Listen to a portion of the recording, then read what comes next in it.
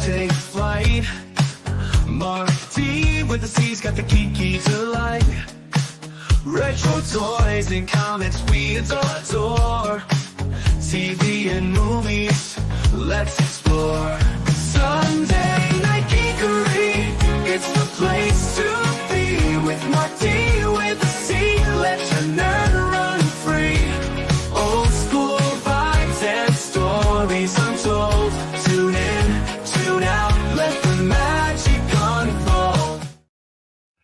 Hey everyone, oh, I'm way too embiggened here. Welcome to Sunday Night Geekery. What number are we up to? 232. And not too late of a start tonight, but we'll bring in the panel in a couple of seconds. I just wanted to, of course, recognize the passing of our buddy Clobber Tom's the 2-year anniversary, which would have been this week. And of course, let's play I Heart Clobber. I just love Clobbering Time. So not to dwell on it too much tonight, but Steve Mitchum and I did impromptu stream that night. So if you didn't catch it, go back and watch it. We were talking about Clobby and how much he meant to us. But I just wanted to start by recognizing our departed friend, and he really special to everyone here. So just wanted to make note of that. And let's bring in our illustrious panel for tonight. And Istophobos, check your top secret super decoder ring, and you'll see you should see a message there too. And so hopefully Ist will be able to join us as well. But we've got I think that's Michael Jackson. Oh no, that's Tom Connors. Yep. And we've got Krimlon with this awesome new avatar that's memorizing us. And a head case, excuse me. Now Krimlon. Oh, see, it hypnotized me. It hypnotized me. It got me. Ignorant. Oh, there's Krimlon. There we go. Movie about the aliens. Did you get probed? I did not get probed because we are the bad ones. We the humans are the bad ones. Who's bad? That's right. We Ignorant. We're ignorant. We don't treat them aliens right. Oh, we try to kick him out, right? I mean, not very nice. Yeah. That unnamed company that's not called ICE that keeps being mean to them. But they're gonna call it Nice, weren't they? At Nice, one point? yes. They're gonna change the name to Nice with the love. No, they're bad. That's why we good. No, I saw that movie. I know a couple other people did, but hello, everybody out in the chat. Sorry to take over there for a second. Oh no, well that's why we have you here, Michael Tom. And my wife just started watching a new miniseries that's on Netflix about Michael, the trial. Is that new? Oh, she's watching that piece of shit. When did that come out? Just recently. They dropped it to try and capitalize on the movie. It's those assholes that are making such outlandish claims that they've been basically laughed out of court like 20 times, but they finally got their appeal. So they're finally getting their court case heard like next year. It is. So everybody's punched so many holes in their shit already. Okay. They have absolutely nobody from the other side's opinion. They have very little actual evidence to support it, and they leave out a lot of context. Right. Gotcha. So like, yeah, there's a much better documentary out there that covers the trial that's much more fair and basically boils it down to what it really is. And that was, he was acquitted. I mean, yeah, no, not guilty on 14 counts, right? Like 16 years of investigations led to that. And they even pulled in the old cases that he paid the kids off of, right? Because people don't understand. They think just because he paid those kids or Sony had him pay those kids, that made the cases go away. Not necessarily. See, because that's not the way those cases work. The prosecution still wanted to go after him. They just didn't have anything. They didn't have any evidence, right? Exactly. So they just ran with the idea, oh, he paid the kids off, so there's no case, no whatever, blah, blah, blah. The media did. That wasn't the case. They were still investigating him for 16 years, right? Up until the trial finally happened, and it was basically a big old nothing burger. And 4 of those counts were added after the fact. So, like, again, and all this is people taking the estate to court is what it is, because you can't actually sue somebody who's dead, right? So you can only sue their estate. And that's really what it is. So it's just a big thing to try and get money out of it is all it really is what it boils down to. And that's all it is. Sorry, I didn't hear the ding. Yeah, I see. Yeah. You got a full house Tom, that's all it ever was. You know, I don't know. Everybody has their opinion, but whenever you have money like that, Pretty much you people start are checking gonna- into some of the families, like actually all the families. Yeah, that went yeah. after him. Zero credibility. Yeah, no credibility whatsoever. And one of the kids has even basically said via other people that his parents put him up to it.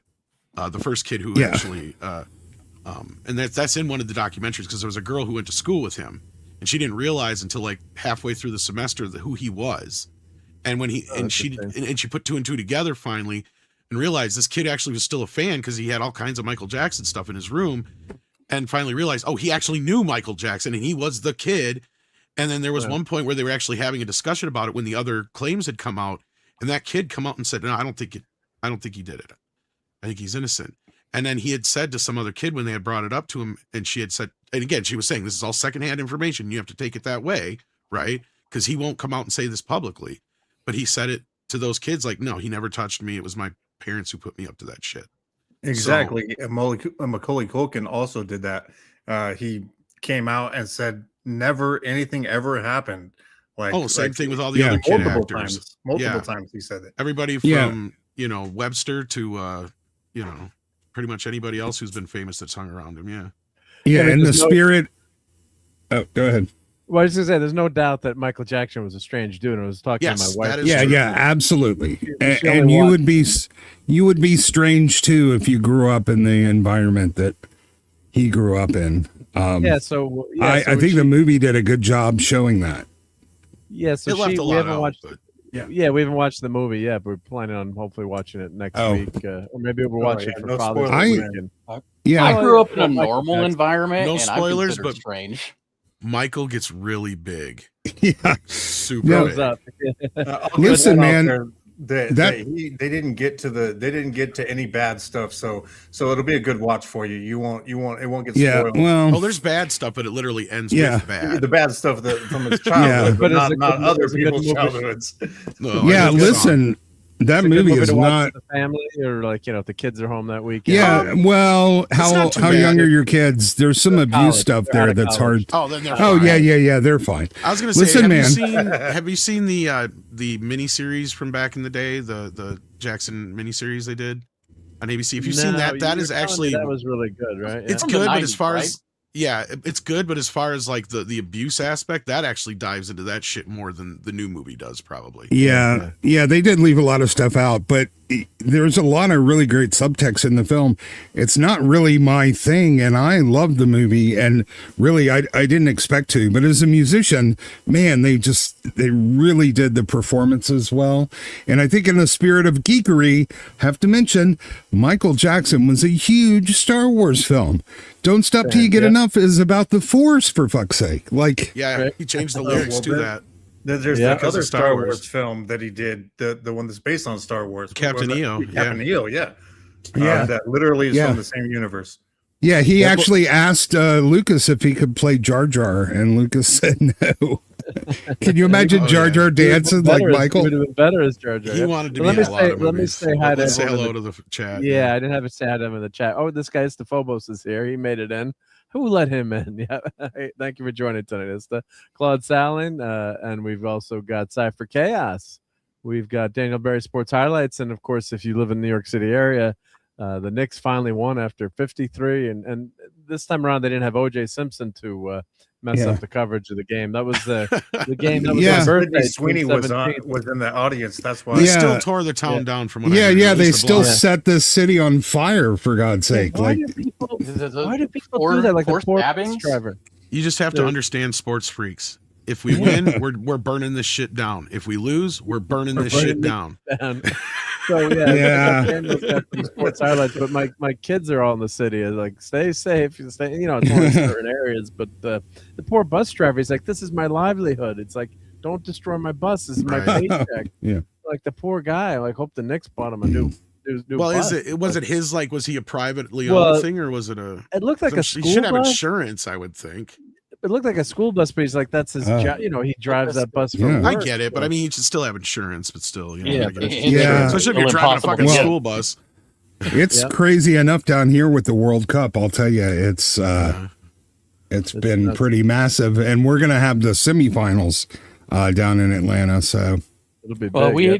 I'm up in Kansas City, and we're definitely having the same issues. Yeah, Going yeah. to Kansas City. Kansas City. All right, here I come. So we got. Let me finish the list here. We got Claude Salin, Kal-El. We got who else is here? Darth Plato. We've got. Thank everyone for rolling in for Sunday Night Geekery when you could be watching what's going on at the White House. Myco 620. Insurance doesn't cover a riot. Some things don't get covered. That's Really? right. So Exactly. yeah, it depends. Yeah, there's certain things, or if there's terrorism, You can sue the sometimes city, that though. doesn't Yeah. get covered. Yeah. Yeah, you So- probably need a separate rider for riots, but insurance companies they're very good at holding on to their money, your money. Yeah, you're my putting money. your rider. Yeah, the Knicks winning the championship. Yeah, but I mean, I could see like you celebrate, maybe like you we do bonfires, you burn stuff, not like houses, but like just junk and stuff. But like to start destroying everything, it's like my Yeah. God, it's like We it's tore down a goalpost in college once, and that's like the worst. But it was our own goalpost. Everybody was there. I think we Yeah. had to put it back in too.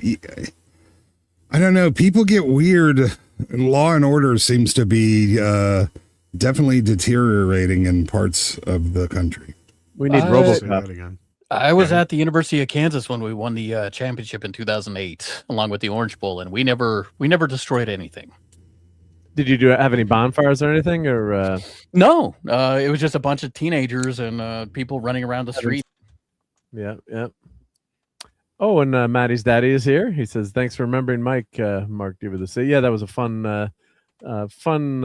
in terms of I caught some getting of that, together. Yeah, and remembering Mike, and not that it's fun. It's the wrong word, but kind of healing to talk about Mike and It's hard to believe it's been so long. Yeah. 2 freaking years. Yep. But if Steve Yeah. is Steve is here, so we got to play Steve's intro.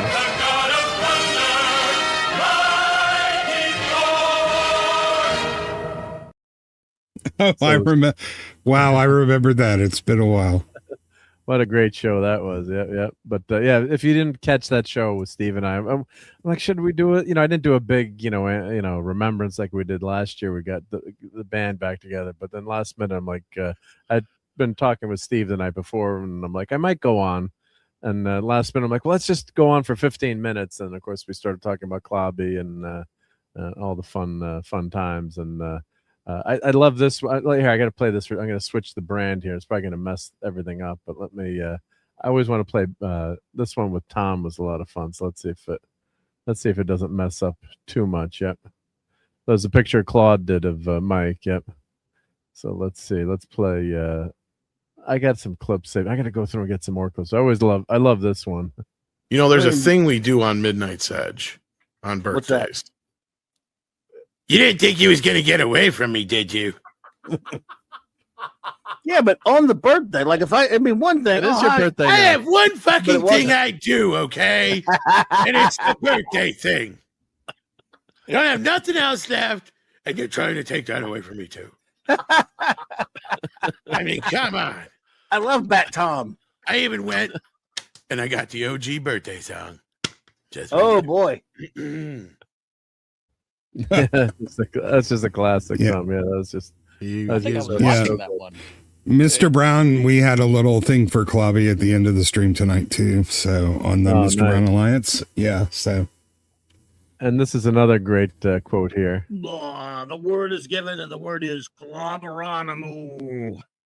Oh my goodness! Welcome, greetings, my dear friends. Welcome to Clobbering Times, and to those who clobbered, your clobberers, your clobberoids, your clobberooskies, clobberians, clobberonimos, clobologists, all who clobber.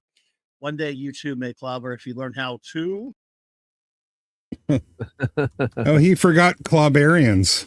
The Clubarians. But yeah, just a really special guy, and lucky, got to know him. Yep. Oh, and Dorothy saying, "Do you have the clip of Thor from Adventures in Babysitting?" Oh, I don't have that clip, but that would be a good one to clip too. Yeah. Yeah, that's Iron Man. That's happy from Iron Man. What's his name? The actor. Yeah, it's hard to believe that's Vincent D'Onofrio from Full Metal Jacket is Gomer Pyle is playing Thor, man. It's crazy. Yeah, he was in great shape. Yep. Oh, Clobsters. He didn't do Clobsters either. Yeah. It's clobbering time. It was Right. Clobtastic. Well, let's talk some box office, right? Because that's the hot topic this week. Yeah, right? speaking of Michael, Motu barely beat it. Right? That's crazy, right? Well, what's crazier is that Let me movie's get been the out for how numbers many up. months, and it's on video on demand. Yeah. But like, so, I yeah. keep hearing everybody say, "Oh, I was in a packed theater for Masters of the Universe." I'd like to know where these packed theaters were, because 71% drop. Yeah, Oh, it's dead. I mean, it was dead on it's arrival. deader than dead. Yeah, It's sad. I mean, as a Masters Universe fan, but I mean, like Masters. I was thinking of, like, when I was driving today. I'm like, I'm kind of Masters of the Universe adjacent. Like, I love the '87 movie, and I watched some of the cartoons, but not a huge fan like you, Tom, and other people, and who were bummed out. But it's just whether some people loved or hated the movie. People always vote with their wallets, right? So they voted and they don't like the movie, and the word of mouth was bad then too, right? To do, $2 million. Let's see what the weekend is. Let's check this weekend. Yeah, they did 8.6 million this weekend. It was what, a 71% drop. Yeah, so this weekend is pretty light on in terms of I don't know, is this graduation week or 112 or 117 million dollars. So it's a light weekend. So 182, 220 from Memorial Day weekend. So very light weekend. And Disclosure Day came out on top, but really not a big, like a $44 million with Steven Spielberg. What do you guys think of that? Yeah, well, what would be pulling them? There's no real anchor movie to pull people into the box office this week. It was supposed to be Disclosure Day, but it didn't end up panning out. well, I mean, Disclosure Day did better than in the estimates had originally had it at. But Yeah, but they were really low for a Spielberg movie. It's still, I don't know. I didn't hate it really, as much though, as most considering- people did. I was gonna say, is it though, really, considering the last how many 5 or so of his pictures? I don't Yeah. think have opened that Yeah. big. Yeah, I can't. It's probably every the biggest time, opening he's had in a while. I bet you that'll be some of the headlines tomorrow. Oh yeah. every time I hear his name, I still think of Rachel Zegler. So But you always see those trade, That's trade terrible. advertisements that, like, Steven Spielberg best opening in like 5 years, or whatever. They'll always talk it up. Whatever they His can biggest opening in find as probably a positive. decade, I bet. Yeah, whatever they can find as a positive. Yeah, So anytime you have to think of Rachel Zegler, it's a bad thing. yeah, so let's see what. So I guess for 44 million, I guess a standard movie is probably like an average movie, they'd be pretty happy with 44 million. If it's not a genre film or it's a new movie, something that's not a sequel, but it's still not rocking the box office. And so, Tom, you've seen it. And who else has seen it? I've seen it. I've seen it as well. All right, so that's awesome. We got 3 panelists who have seen it. I haven't seen it, so I can't judge it. But why don't we give Tom a couple minutes to tell us about what he thought of the movie, and I guess we'll do. I'll put up the light spoiler, like minor spoilers banner here. Why don't we do that? I got my minor spoilers. Yeah, so because people probably haven't a chance to see it yet. But so don't give away the ending that the aliens are really mole men from. It's kind of Fantastic Four. hard not to, because nothing really happens for like 2 hours in this movie. And the movie that people, I think, thought they were going to get begins at the end, and then the movie ends before the movie should, right? Like it. I went in with a completely different impression of what we were going to get, and a few other people, it sounded like, had the same idea. Okay. This movie is basically a piss poor remake of Close Encounters of the Third Kind in a lot of ways. And yeah, basically, I mean, if Gene Siskel and Roger Ebert were still alive today, that's probably what they would say too, is like basically Steven Spielberg remade Close Encounters and he did it poorly. It's just boring. You don't give a shit about these characters. There's very little setup to these characters. I mean, it's not like. How about Emily Blunt? I guess she's obviously a weather girl or weather. Yeah, but see, like, here's the problem with her is we don't really get any background on her or any of the other characters as far as one of the reasons why Close Encounters works is because there's a lot of scenes leading up to before Richard Dreyfuss starts going crazy, right? Yeah, and he So you builds get the to big model. Yeah, so you see him in a family situation, you see his normal lifestyle, blah, blah, blah, blah, blah. We get none of that here out of the 4 main characters in the cast.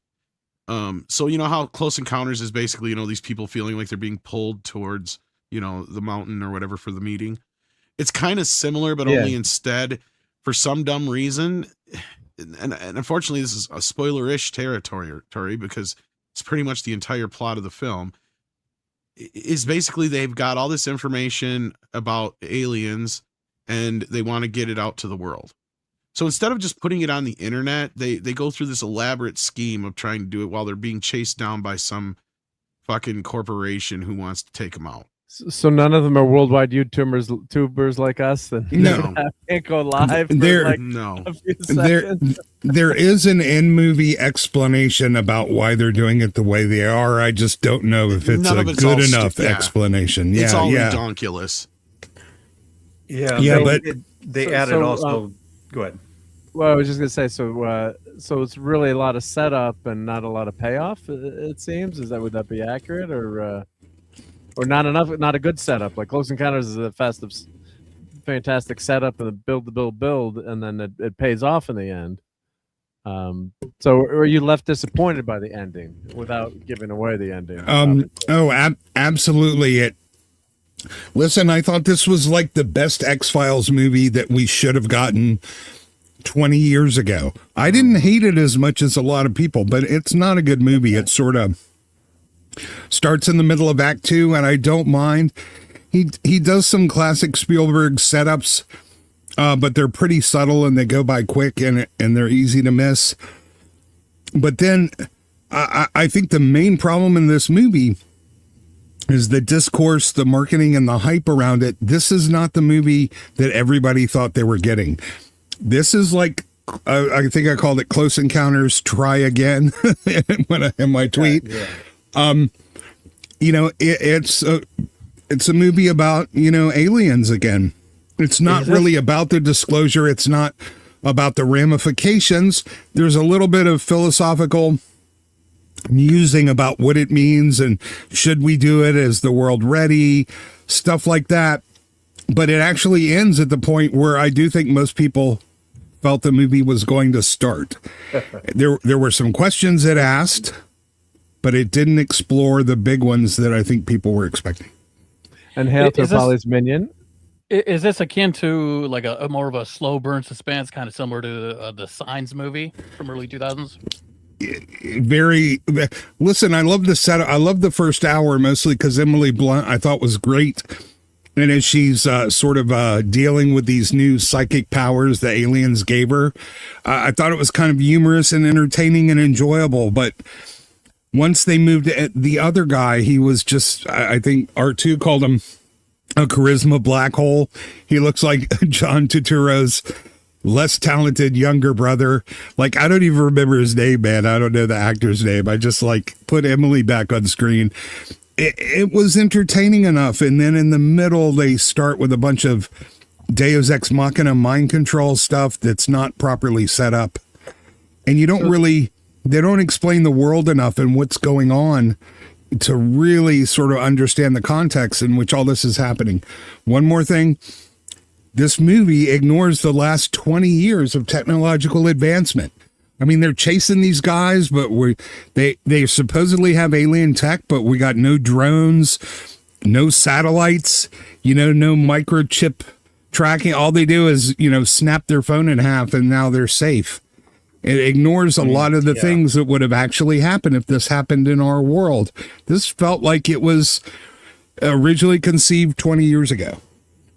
Yeah, so I like Cy for Chaos's comment there where he said close encounters of the Timu kind. And what that reminds me of is that Istophobos, one of the things that I first thought when I heard this was coming out is that they kind of with the album art for the movie and everything and the poster, they kind of made it seem like this could possibly be a Close Encounters sequel. in some way, where you think like, oh, Close Encounters, Steven Spielberg, maybe this is where they actually tell people all about the aliens and they come out. And what would happen if then now that the Close Encounters movie ended and they discovered new life, what would happen if you didn't expose that to the world? But that isn't it. It's all about government conspiracy and them trying to hide it from the public. And these two people decided to take it upon themselves to figure out a way to try to expose the government, and they call themselves NGA or something like that. So is that why the movie's kind of called Disclosure Day? Because they're trying to, so the government basically knows there's aliens and they're trying to. Yeah. They've known for 73 years. They've been keeping extensive records and videos. Always they seem to crash. They've been harvesting craps, sites, technology. They have lots of different. But they give the government an out. See, that's the thing. Like, it's not the government doing this. It's some corporation that's doing it. Right, under the auspices of the government. Yeah, and they but said they're above the government even. Like, they even make a joke about how the presidents and the personnel in the government are basically, they're only there for a short time, so none of this shit is for them to know, kind of thing. Right, they're quasi-military. They're supported by the career secret keepers, the intelligence agencies, the military. Yeah. I love the core concept of this, but they didn't do it justice. And the core concept was they took one. Are we in spoilers? Well, minor spoilers. Yeah, the movie just came out, so it's the really minor stuff. But like, what's with these the animals? Like, you don't want to get that away. Animals, or I get the aliens appear as animals so as not to upset humans, but. These CGI abominations are way more upsetting. I don't see why they couldn't have gone to the zoo and filmed a real deer for 10 minutes.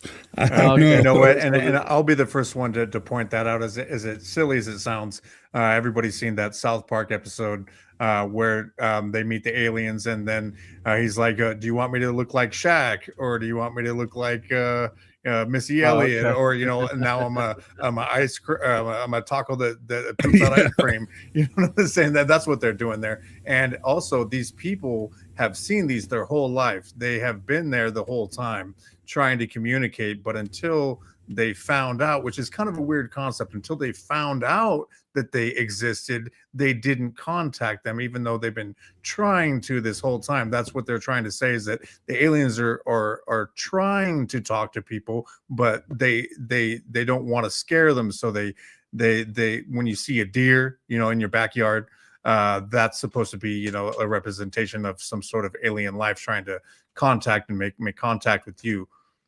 Telepathically.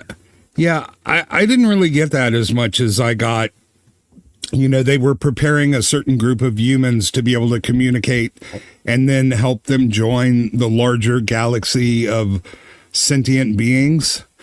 But they definitely, and their spaceship looks like a Hansel and Gretel house, which I thought was just kind of absurd and silly. I guess it saved on a lot of effects budgets.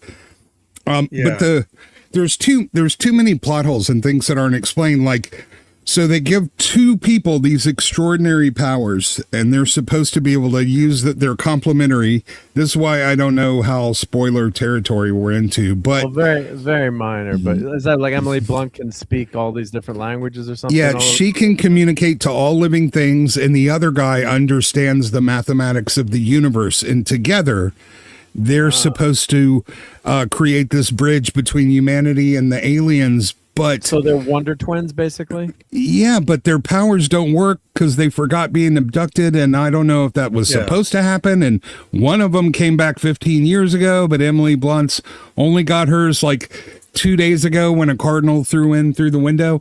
But I found her role really funny. It was just amusing. She'll speak in languages she's not even realized she's doing it. She'll talk in Russian, Korean. And that my dad would do that, or he'd start speaking in French. And the problem is he's making it sound more interesting than the movie utilizes it. That's the problem. Okay.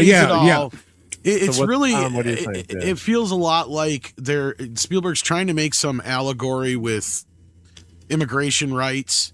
Because the aliens they're completely benign. They don't do anything to humans at all. They've never interacted with us in a negative way. We've done all the negative stuff. Yeah, right? not a single anal probe ever. Not one Like, anal probe, not one cow mutilated, This wasn't an nothing. alien movie then. That's Yeah, and then, but no, like it basically What's an sets alien them up movie? as angelic beings. Okay. Klingons do not allow themselves to be probed. It Sorry, sets them Tom. all up. No, that's all right. It sets them all up as like angelic beings, basically, in so many ways. Yeah. And then basically, Emily Blunt's character is an allegory for Jesus. Okay. That's really what this is. And that's where Steven's coming in with this whole it's going to change your thoughts on religion bullshit. Okay, And then, yeah. like, the allegory for the aliens, I'm pretty sure is like an ice allegory. I'm almost positive because I'm not the only one who's seen it now. Gotcha. And it's and because they have evolved through empathy. See, that's why Yeah. they're better than us. They Yeah, literally that's- spell that out in the film. Wow, yeah, that's where I almost threw my soda at the screen when the and here's the main guy, Hugo. They have no setup at all for him. He He's the apparently mathematical worked at he's the guy that's sort of running the show for Emily Blunt and John Turturro's stupid younger It's brother. Coleman Domingo's character. Yeah. Yeah, but who's got But the the math thing- powers? Who's the math whiz? The math that's- power's that geek you got on screen right now. Yeah. This guy here. Okay, So- so he's got the yeah. magic MacGuffin dildo. That's basically what everybody's after. So, like, this is basically Steven Spielberg making a J.J. Abrams movie was going to be my other point. Oh yeah, that actually tracks. But Coleman Domingo gives this little lecture about how empathy is the most important valued quality throughout the known galaxy, and every alien race, values it above all things. And it was so ridiculously stupid. I wanted to throw my drink at the screen. Yeah, that part he's a did good- bother me. He's a good actor, but when he started doing that, that's when I'm like, oh man, how did you guys mess up the script so hard with this one? Because he did really well up until that point. Well, and Steven seems to feel like it's still the 1970s or something when he's making this movie. Yeah. Like, well, it's including like, dude, technologically. Right, yeah. Maybe this was a leftover script from like 30 years ago or some shit. I don't know. And 30 years ago, maybe this movie would have had some impact. But that's the problem, is he's not showing us anything new. There's nothing brought to the table here. A lot of people thought this was going to be like the aliens have been among us all this time, you know, and stuff like that. It's not what it is. I mean, it technically is, but it's not. Like, they're not living among us. They're not really like a part of our daily lives or any shit like that. Not Men in Black. No, they literally just the way the movie sets it up is they just show up and we're the ones who keep abducting them. Other than they're horrible drivers, evidently. Yeah. And here's where Tom, I think, really hits on something. I enjoyed the first hour when they were asking questions. When the questions were answered, it was very disappointing and deflating. So, I mean, I definitely like the first half of this more. And like I said, maybe I sounded more interesting than the movie. But Emily Blunt, I think she's pretty awesome here. But then when the mystery boxes start to get solved and put into place, you're like, are you kidding me? It's like kind of finding out in Contact. It's her father? What the hell? So this Disney guy's level an Uber- MacGuffins. Yeah, so he's an uber math genius, right? So he can solve every problem. Yeah, well, not only that, like, he innately understands the mathematical language of creation, and I love that idea and what you could do with it. So, but they don't do as much. Yeah, it kind of uses math how he used music in Close Encounters, right? Like, it uses this whole idea of math as a language. Well, you know, and this guy can see math as a language, right? And that is also compatible with her character, where she can speak in any language to anybody and know things about people, and she's basically Jesus, right? But does she know? But wait, she knows like people's memories. She knows that She knows everything and anything about them she needs to at the time. It's convenient for her to need to know it. Yeah, whatever. Yeah, like if she met me and she needed to find out my favorite movie. If you were blocking was her Wrath from of getting Khan. into an entrance and she needed to get your attention, she'd go, look, I know your mother told you when you were 8 years old to never trust a stranger. but I'm no stranger Yeah. because I knew your mother. Like she would just come up with this thing out And of she'd nowhere. have your she would, mom's name and where your mom exactly. was born. Oh, yeah, She yeah, wanted to yeah, know yeah. where it That's came great. from, and she's That's like, I don't even know how I know this. Power. I like Yeah, that. she- I want that power. Yeah, Man, that'd she be would awesome. also say you need to go home right now and call the police because the guy who lives 3 doors down to you is about to go and shoot somebody. Like she knows everything. I didn't take it as a Jesus allegory, but in hindsight, it's somewhat obvious.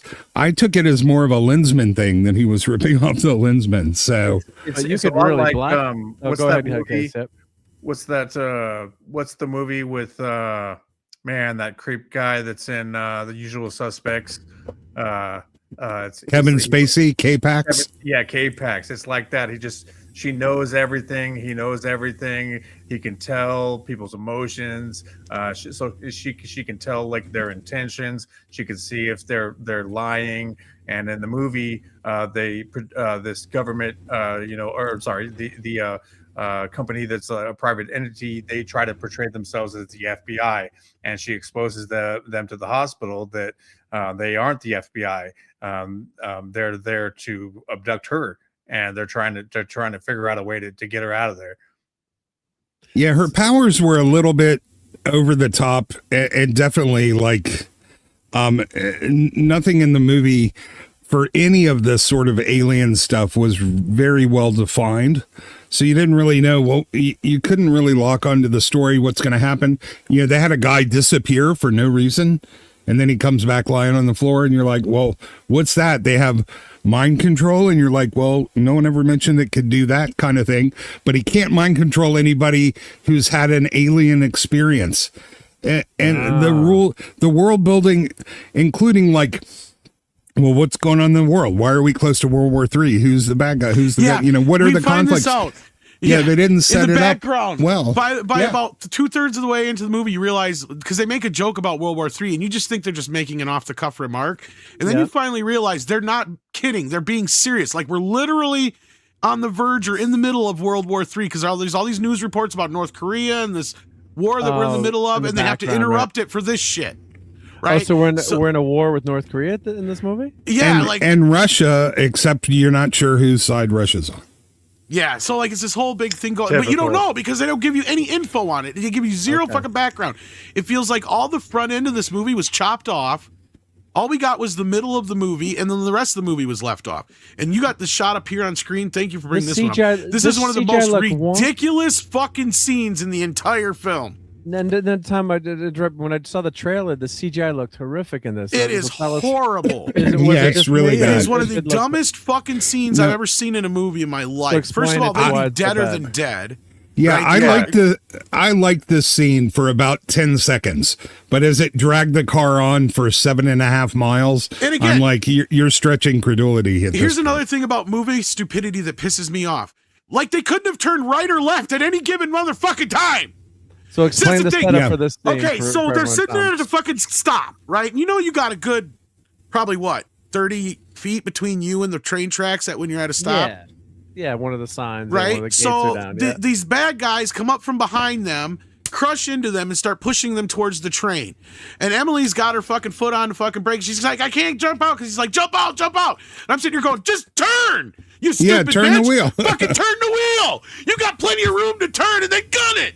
Then what are they going to do? Crash into the fucking train. That's what they're going to do, you stupid ass. But no, they just sit there, and she's like, I can't let it go. I can't do it. I can't, blah, blah, blah. And they finally get crashed up into the train, and the train drags them down the fucking tracks. For like 10 miles, it's really insane. Oh my God. And so these fuckers are following them on the road.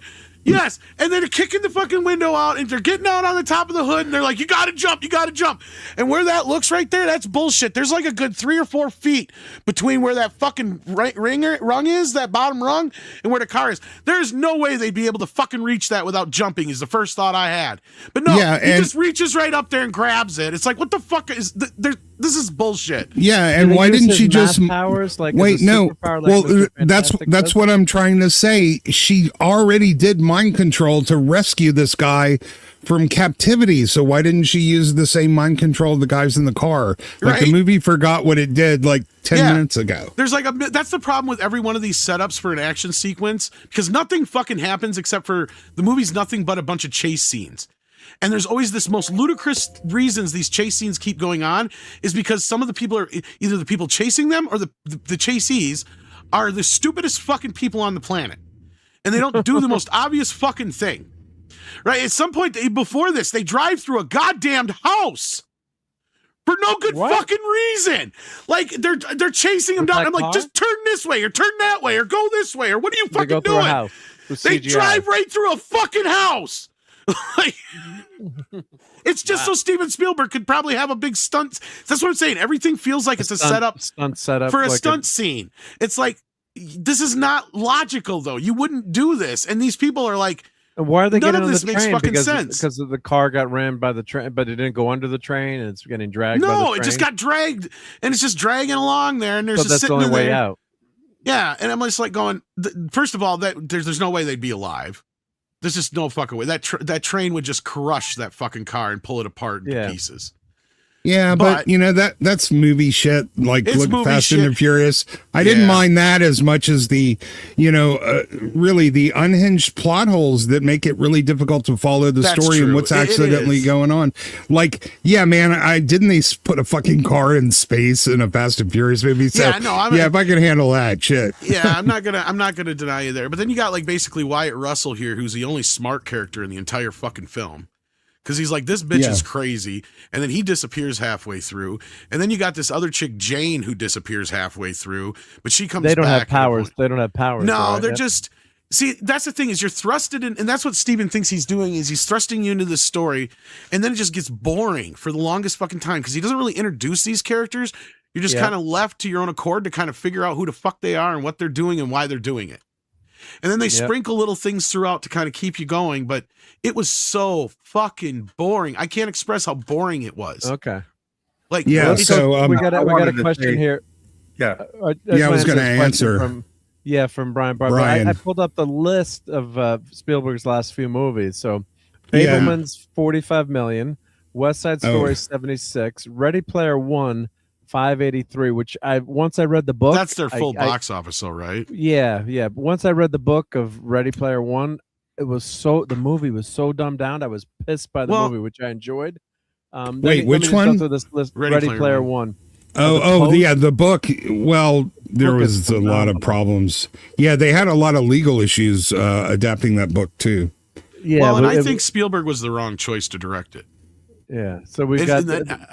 Go ahead and say. Sorry. Well, I just want to finish the list. Yeah, the Post. Well, here, let me share this tab instead here so people can see it. Yep. So we got the Fablemans, West Side, which are favorite Rachel Ziegler, Snow White, Ready Player.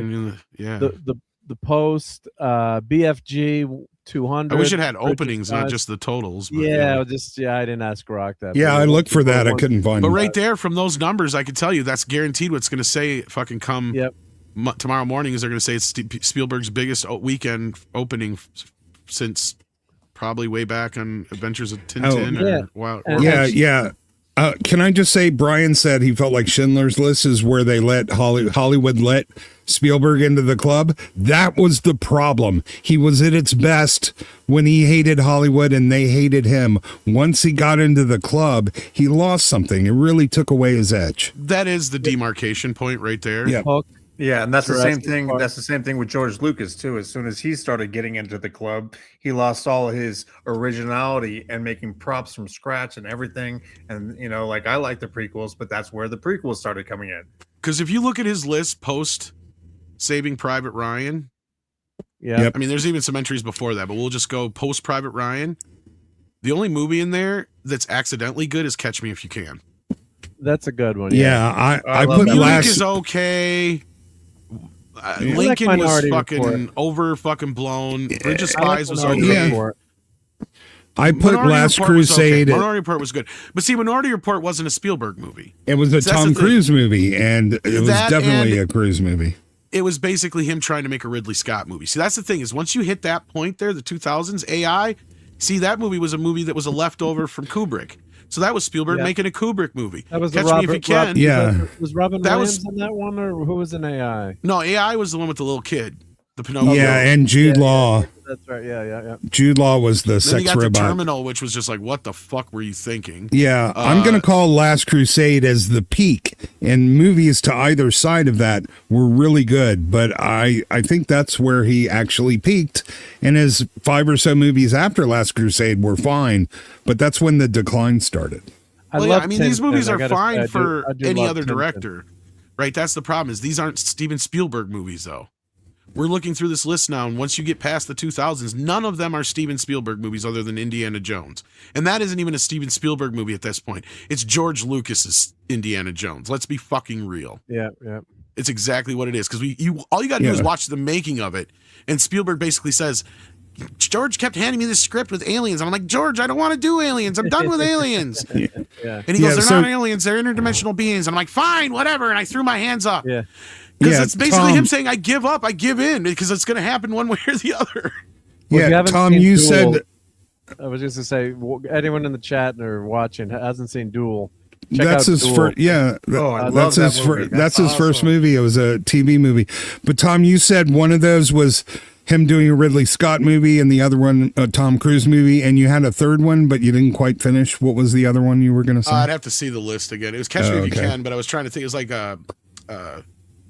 it's kind of like a Bond-ish movie, but there's something else to it. I'm trying to remember what it was. But the moment things went wrong for him there are actually right in 1997. So if you scroll back up just a little bit, that's where things changed. Right there, The Lost World. Because why? Because that's the first time Spielberg made a sequel. Yep. He never did a sequel before, right? He never did a sequel before that? That's a Steven Spielberg movie, Minority Report? It is, but it's barely one. That's a good movie, though. It is. And so it's Catch Me If You Can, but I wouldn't call them Steven Spielberg movies, right? Like, they're not the type of movies he would normally make. And it's not like AI was anything creatively great to begin with. It was just a reinvention of Pinocchio. Yeah, the ending of Minority Report should have been completely different, but they had to make Tom the hero. There was a way to end that movie that would have been much more in the spirit of Philip K. Dick. But I have to say, something happened also during the Twilight Zone, and I think that really affected his trajectory. But you're right about the sequel. And the hallmark of Spielberg was his people were so realistic, his families, like personal relationships. When you see a family at the dinner, we talked about it on the morning show yesterday, and I said flat out, when he became a dad is what ruined him being a filmmaker. And that's pretty much where you look at the demarcation point, because if you look at his career, and he's even said it himself, he has said that he would make things differently, like Close Encounters, he wouldn't have Richard Dreyfuss leave his family. E.T., he wouldn't have the guns. All these other things he would change because he's a family man now, right? And here's what I said the other morning. Steven Spielberg hasn't been Steven Spielberg basically since Jurassic Park. Like, after that, he's a dad now. He's a completely different guy. He's making completely different movies. He's a studio guy. He's going for the gold. He's not taking any risks. Exactly. Well, Hook he's no longer the kid at heart. Yeah, if you look at his list, Hook was a real swing at the parks. That, and a lot of people don't like it. He hates that movie, which is stupid. But that look at the 2010s and 2020s. Those movies are all shit. Every single I want to point out. I love Tintin.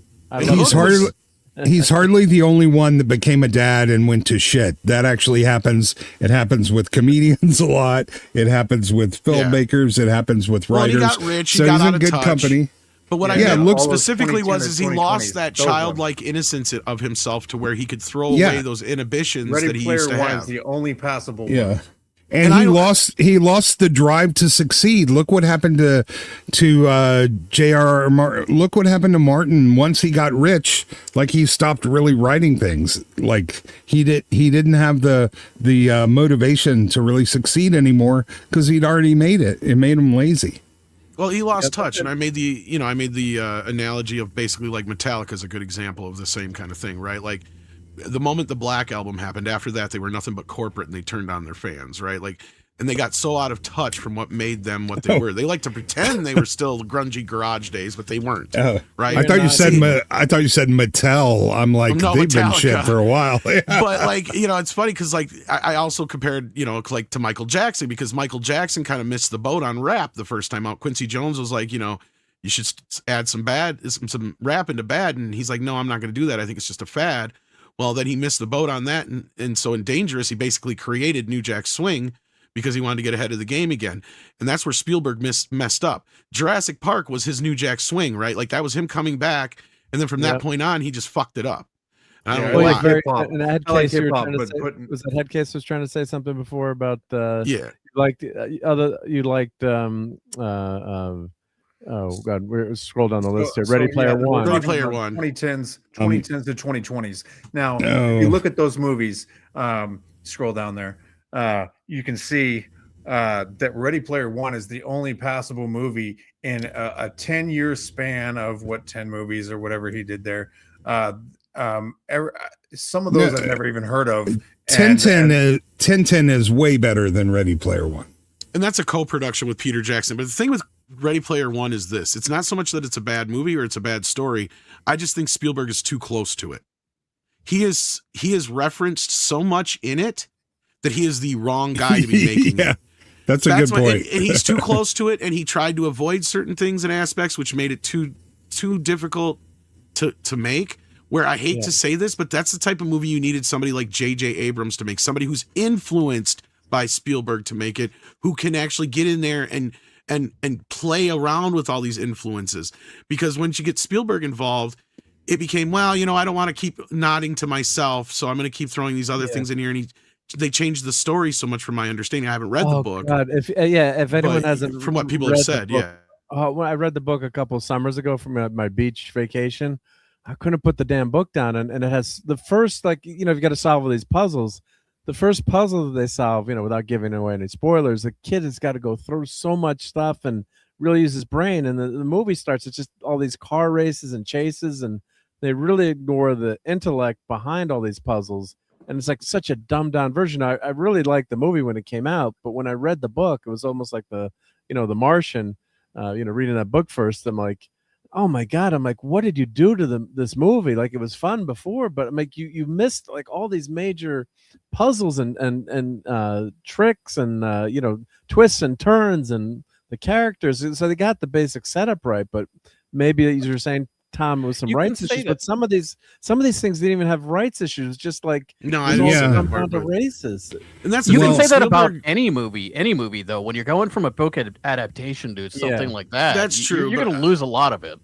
I still feel like way too much. But the problem is that Spielberg was referenced so much in the story, right? He's such a integral part of the story that having him direct it made him too close to it.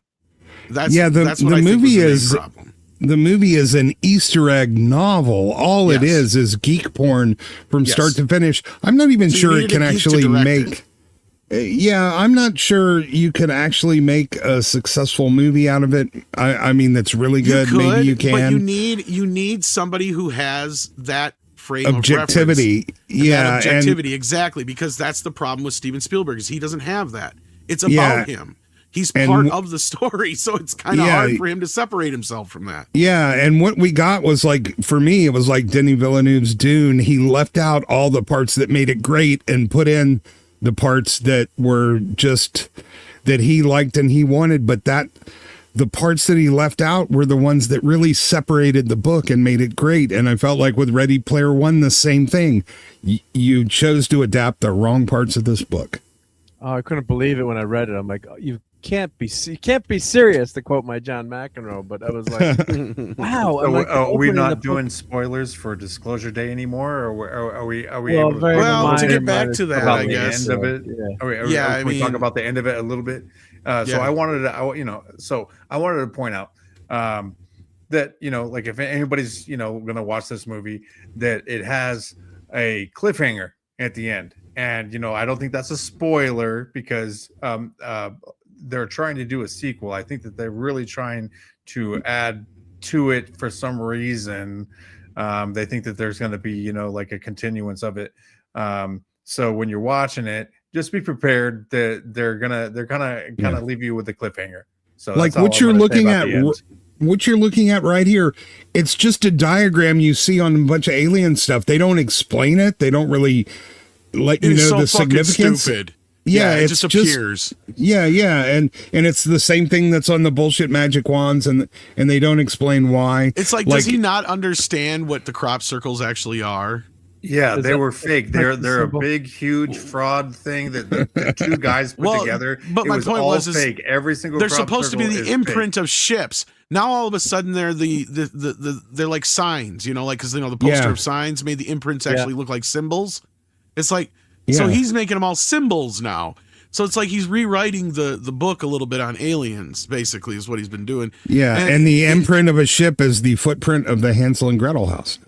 Yeah. So basically, I did he's like Signs. Did you guys like Signs? I thought Signs. yeah, it's all right. I Signs. didn't care for the ending, but I did like Signs.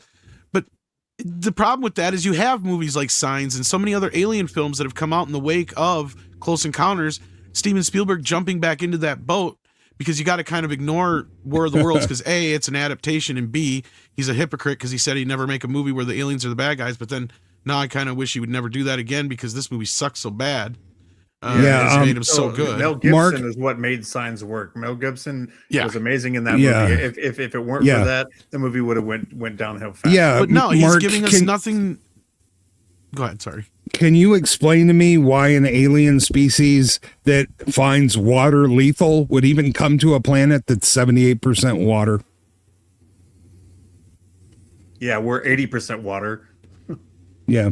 So there's that. Just spit on the motherfucker. It's no different than War of the Worlds. Yeah, like War of the crappy Worlds writing. just Swing away, baby. Swing away. swing away.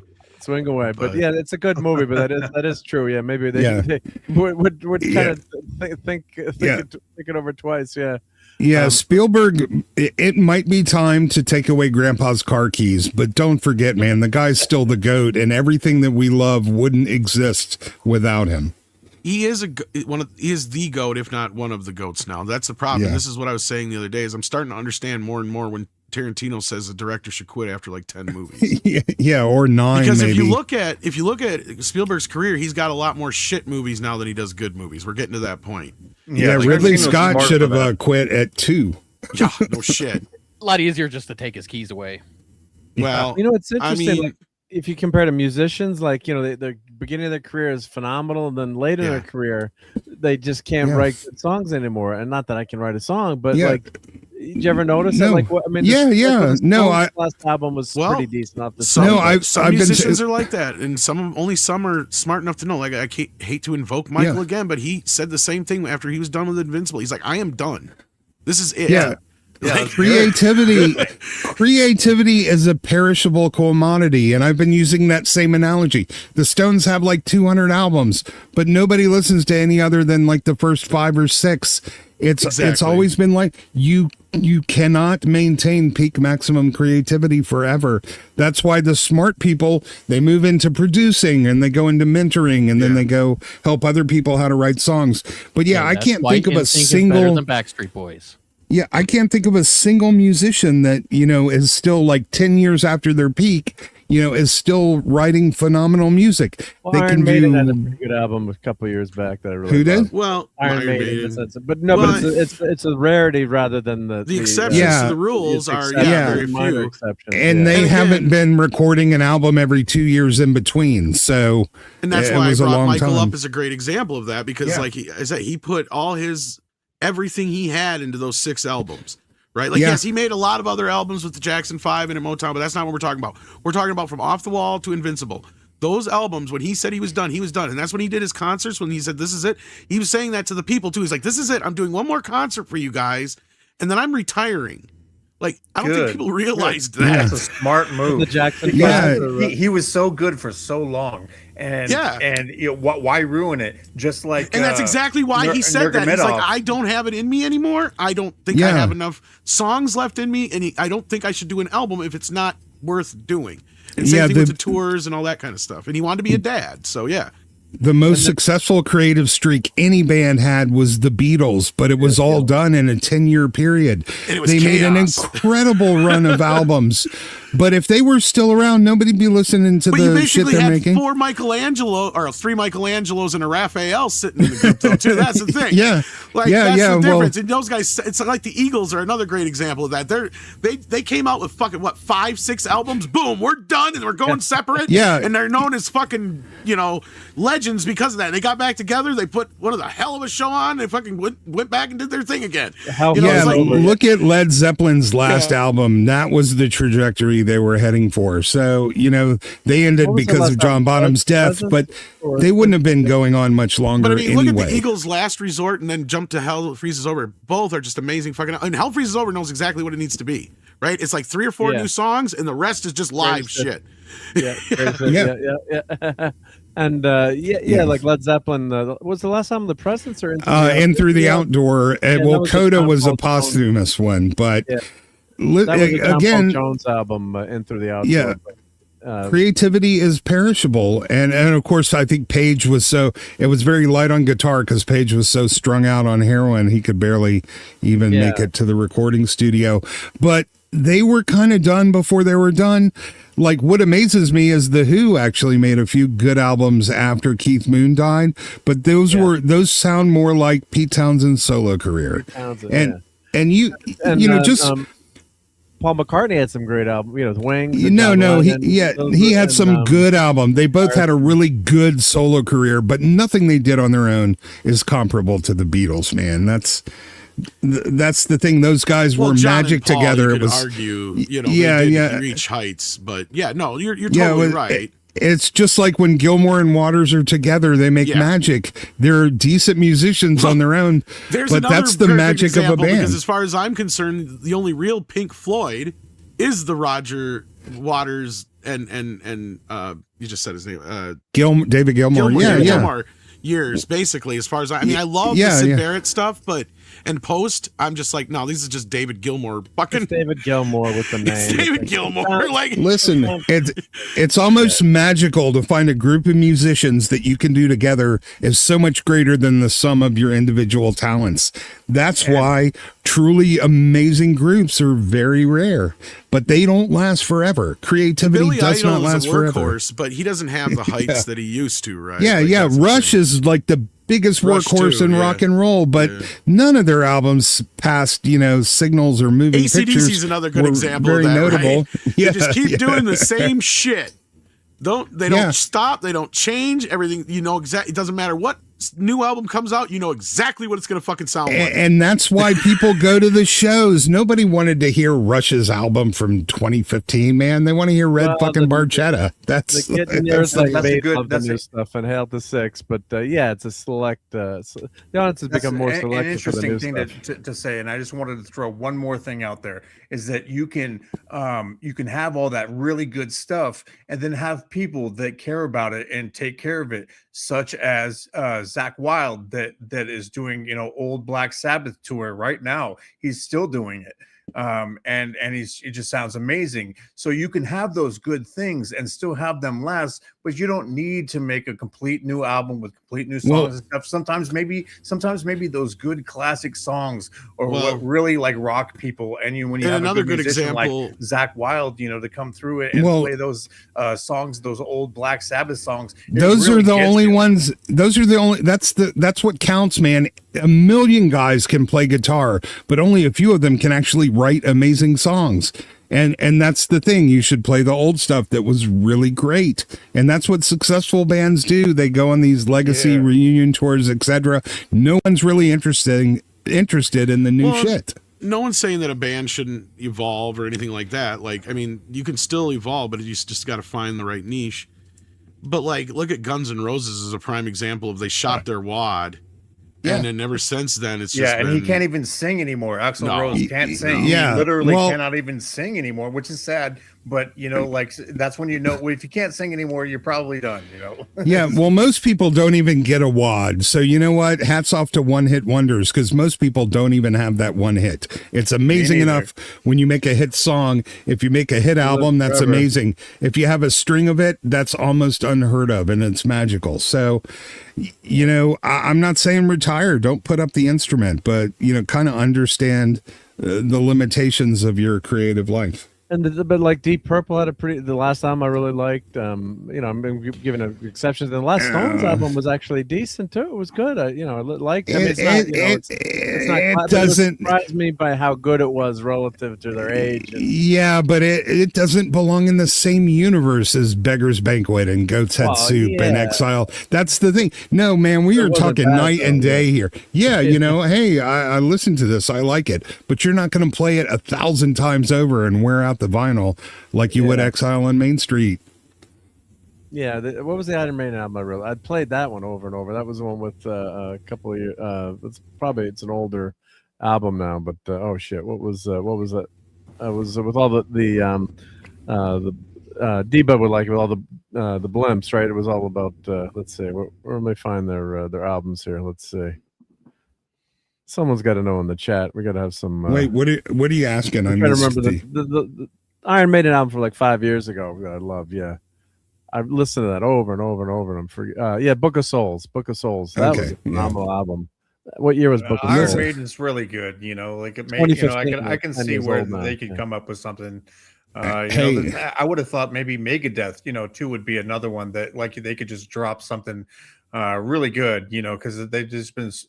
They're kind of like that. They have like a timeless soul to them. Yeah, I was surprised how good Crest of a Knave was in 1987 because I thought Jethro Tull was done. But man, that's a great album. But yeah, you're gonna play us one of those songs. I'm a huge Tull fan, so it was funny. Yeah. That came to work on our house on some of my Jethro Tull posters that I have, and he's like, "Oh, you like Jethro Tull?" He's like, "I love Jethro Tull." And he was like a 20-year-old kid. I'm like, yeah, I'm like you're getting a better review for liking Jethro Tull. Who would have thought that flute would have went well with rock music? Right? Yeah, best heavy metal ever. Performers. Beethoven. Well, that's a good point, Ista. But back I mean, to bluegrass Disclosure guys Day. know that. I mean, I don't know if there's much else to say about it other than. So, what would you rate the movie? Like scale of 1 to 10, guys. Go around the panel. Who saw it? I'm giving it a 6.5. If you're like a super Emily Blunt fan or you're a Spielberg apologist, it doesn't rate a 7 though. I gotta say 6.5. Like I said, I enjoyed the first half, but really that was the best of it, and then it was disappointing. Guys, number 6 was saying my mic is low. Thank you, 6. I'm just cranking. Christophobos is a little loud too, I think. I'm trying to adjust the mic. Is that better? I lowered yours just a smidge, but hey, Thomas, mine sounding better now. Yeah, you're fine. You sound good. Yep. And how am I now? Am I sounding better, 6? You're better now, I think. Thank you. Yep. But I just thought it'd be better if I turned my mic up because I can overtalk people when I want to, but I just thought well, no. So I'm tough for the listeners when everyone's got a different level because then I do that on some streams. I'm turning my speakers up listening and down on like a phone or something like that. Yeah, you're turning. I keep turning my speakers up and down, so I apologize for that. But same. But hey, yes, Mark, yep. I DM'd you a picture I drew of Ian Anderson back when I was young. So cool. Thank you. Yeah. All right. So I'm going to take over my rating here and say that one of the things that I did like about the movie is that they did a really good job of like zooming in, zooming out. The filmography pieces of it, were really well shot. The camera was in focus. But what they're shooting was something I didn't like because they took things that they did it in such a way to where you're keeping on changing the views of things, and what that does is it takes away from somebody's acting when it goes from one shot to the next. You don't get their full dialogue, and I don't know why they kept doing that, but they kept changing the views of when people are speaking. And I'm like, if you would have just left it there and just did a slow zoom. And so I'm going to give it, I'm going to give it like a 6.1 and give it a passing grade. It was a movie that didn't need to be made. But it passes, it's good enough. Again, it leaves yourself on a cliffhanger in the end.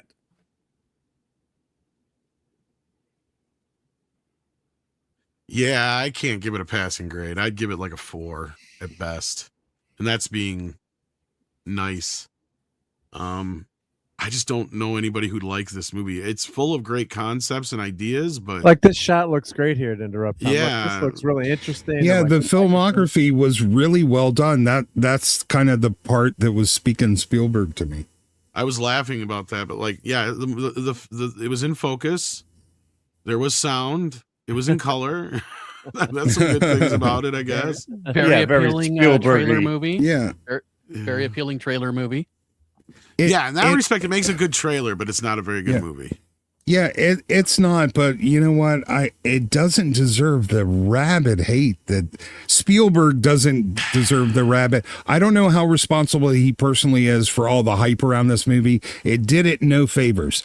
One, the title was wrong. It wasn't really about disclosure. The hype was wrong, and he needed to shut his mouth up about Christianity. I didn't find it insulting. If anything, I thought it affirmed Christianity. When the nun goes, "My child, God is God for everybody, everywhere." I'm like, yeah, but they made people go in expecting a completely different movie, and that's why. But man, people are dogging on him like he's never done anything good now, and he doesn't deserve that. So it's almost an overreaction. When this moose, or was this? What is this? A deer? Or is this a moose? What is this? It's a deer, and you know, like if you notice that what they were doing there is, and like I said before, is that they made even the text look like it was Close Encounters of the Third Kind. It's very, very similar from the poster art to the text font. It looks just like you would think. Oh man, you know, I'm gonna finally get that Close Encounters disclosure that I was, you know, like expecting, and it's a totally different movie. So if anybody's expecting that, it's not. The CGI animals reminded me of Snow White and the Seven Abominations. Man, they were a Lion, Witch, and the Wardrobe. So it ends on a bad cliffhanger, and the ending is not a bad cliffhanger. It's just a total cliffhanger. And that's what I want to say is that you were gonna be like, okay, they're talking, and done. And you're not gonna. And I guess the anticipation is that this would be a huge hit, and you're gonna get a sequel. Yeah, that's what they're going for. What do you think? Is they were going for a sequel there, or they're just leaving it open? Just no, in case, I think that was the way it was meant to end on purpose. Like you that. Think? Yeah, Spielberg's 80. I'm not sure how forward thinking he is at this point. No, so I don't think there was any sequel involved here. I think it's just I mean, again, you know, this wasn't completely his whole bag of tricks either. So there's lots of other hands in this Easter basket. Yeah, it felt like half a Spielberg movie. And the funny thing was there were clearly parts of this he didn't have as much to do with. I don't know if he was just tired or whatever, but the people around him, I don't think really worked as well together with him as people have in the past. Yeah, and so this picture here, it looks like some kind of government agencies, like the super secret, you know. Yeah, that's what you got here. NDA or some shit. Yeah, like there's that, some secret agency, and I don't know if they're like trying to make some Elon Musk kind of thing with this guy, but he's like, the whole thing is he doesn't want Disclosure Day because they're profiting off of the alien technology for all these years. Yeah, and he likes the power. She said there was an interesting part in this movie where they discussed kind of the ethics and, you know, whether or not it was a good idea for the public to know. And they did a good job of showing both sides. They didn't really lecture you. It was kind of like one side, humanity is not ready to know this, and the other side is humanity deserves to know it. It belongs to them.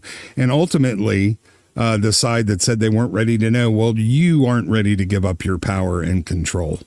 But it is food for thought. I'm not sure we can barely hang on as a society without aliens.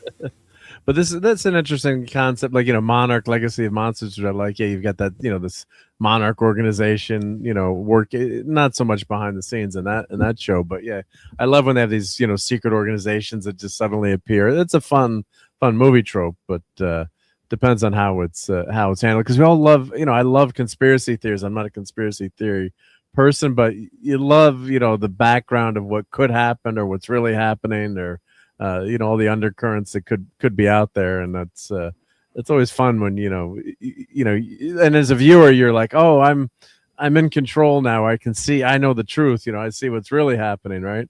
So that kind of stuff can be fun, but it sounds like, unfortunately, it sounds like this movie's going to be. It sounds like a big disappointment. If we go back to the box office here, let me share this tab instead. So 44 million's not, terrible, but For what's a Spielberg movie, that's not good. It's not great, but what are the legs gonna be? The next, if it did 44 million, for I 5 don't think weeks this is in a going to row. have very good legs because No, Toy Story is opening next week. not just that. I think the word of mouth is going to kill it. I think there was some pent up interest in seeing Spielberg do some really. I mean, what this was, okay, is, and not to go back to the band analogy again, but I'm going to do it.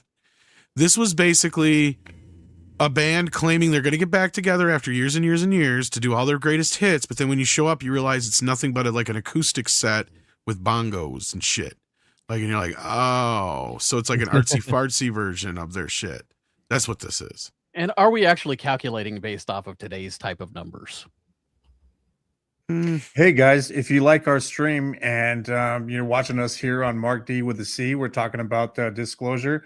Give us a like, and if you want to, just go over to the left a little bit, subscribe. We talk about lots of cool movies and shows. Thanks for joining us. Thank you. Yep. Please do. Well, Please are do. we done? Come back for more. Well, no, we're not done tonight. But I think we've probably disclosed as much as we can about Disclosure Day without ruining. Yeah, but I'm kind of bummed because I really was hoping it'd be a good, Some good people might like this movie, Mark. I'm not trying to take that away from anybody. There is stuff here, like I don't remember who said it earlier, but they said it was like a really good X-Files episode, probably. That's the thing. It's the X-Files movie we should have gotten because they were allowed to finish and bring out the freaking aliens. That would have been epic in an X-File movie, Yeah. But it would have ended the series. Yeah. Oh, we did have a question from Bryant. Let's see. We got this one. Well, I love this comment from D Bud. Well, she said she was Jesus. Jesus never had to drive yet. And I think we answered this about Steven Spielberg, Ready Player One. Yep. And the question, how to explain John Ford, Alfred Hitchcock's careers where they directed from the 20s to 60s and they directed masterpieces till the 60s. Anyone want to take a shot? Tom, you want to take a shot at that? Or? Both of those guys came from completely different eras, and when you get to their later eras, they actually got to make movies that they wanted to make.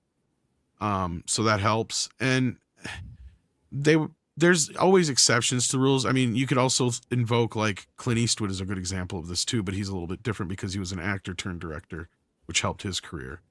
Alfred Hitchcock, though, is one of the exceptions big time. Because he reinvented himself post his television and early career with things like Psycho and whatnot. So I mean, he always found a way to be more relevant, and he made his movies feel like an event in a way that worked. He was a master at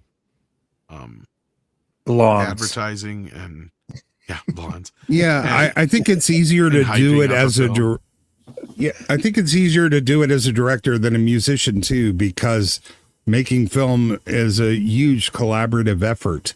And I think it's easy to spread yourself out across a series of movies too and still maintain quality. But, Hitchcock was kind of always Hitchcock. He had his style and he sort of stuck to it. He didn't go and do anything generally super weird either.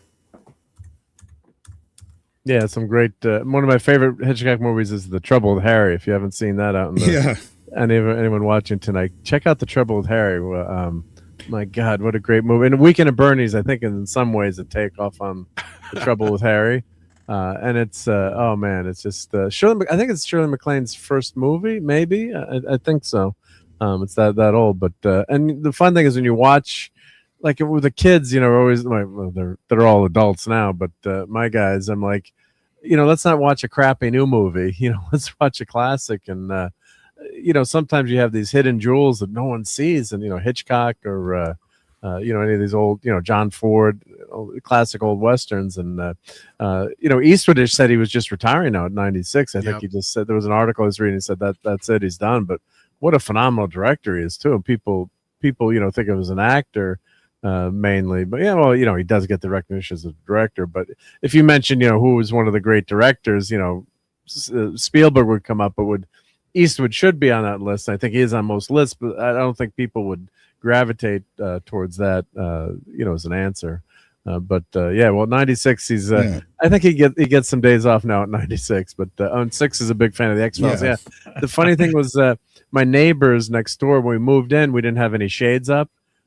Nothing happened that was bad, but they noticed we were watching X-Files on Sunday night. They said, "Oh, that's how we knew we'd like you guys, because we could see X-Files on your TV through the window." and also, when was peak Hitchcock? I would argue that was Strangers on a Train all the way up to The Birds. That's only a 13-year period. He made some good movies outside of that, but all of his best movies are in that one concentrated 13-year period. Yeah, the birds scared the crap out of me when I was a kid. I don't know why. I mean, it was just a bunch of birds, like, I think that's the point, is that they're all pecking in, and you have he left it up to your imagination. They never really got in and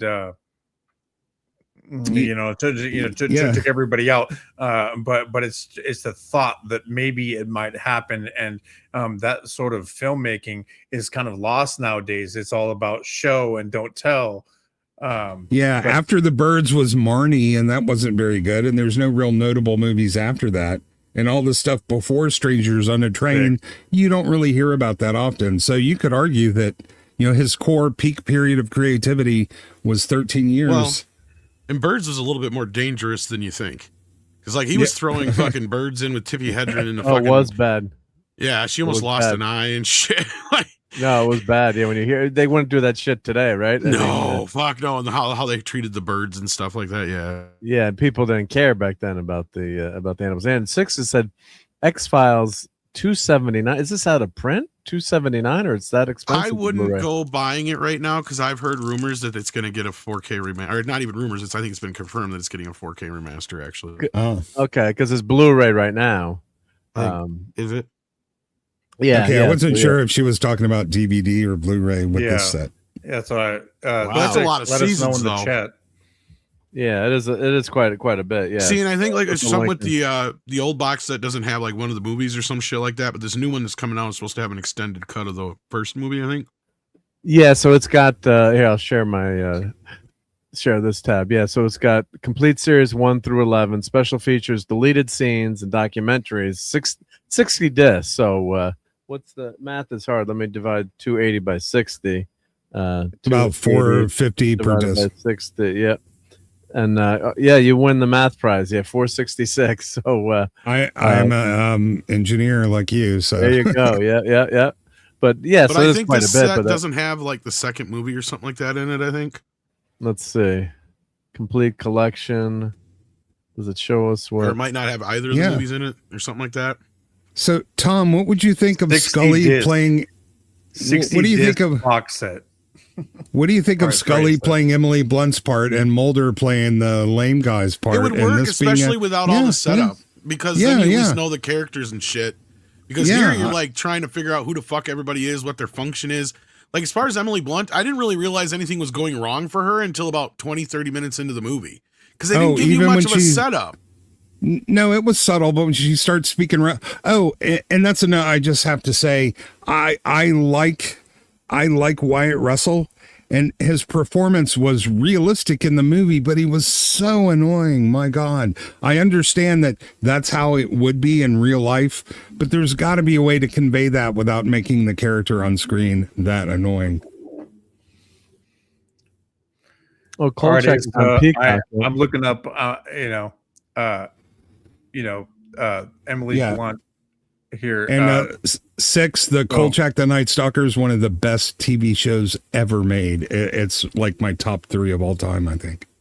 Yeah, we're reviewing that on the Clubhouse. We didn't. That was one of the ones we didn't tragically finish. We made it about halfway through with Cloudy. Yeah, what an incredible show! And Darren McGavin was pitch perfect for that, man. That growing up, that was my show. 3 a.m. on channel UHF 72, messing with the loop. Kid, I think as a 5-year-old kid or 7-year-old kid, I ran across that on TV somehow. In reruns, and it just scared my mom. It's like, I'm scared. I'm scared. When you're too little to explain what it is, and that song. The opening. Yeah, the score. Da da da da da da. Dun dun. In a good way, but it was fun to watch. And I just bought a Kickstarter graphic novel that they continued some of the stories, which is really really good. It was maybe a year ago that I bought the Kickstarter. Yeah.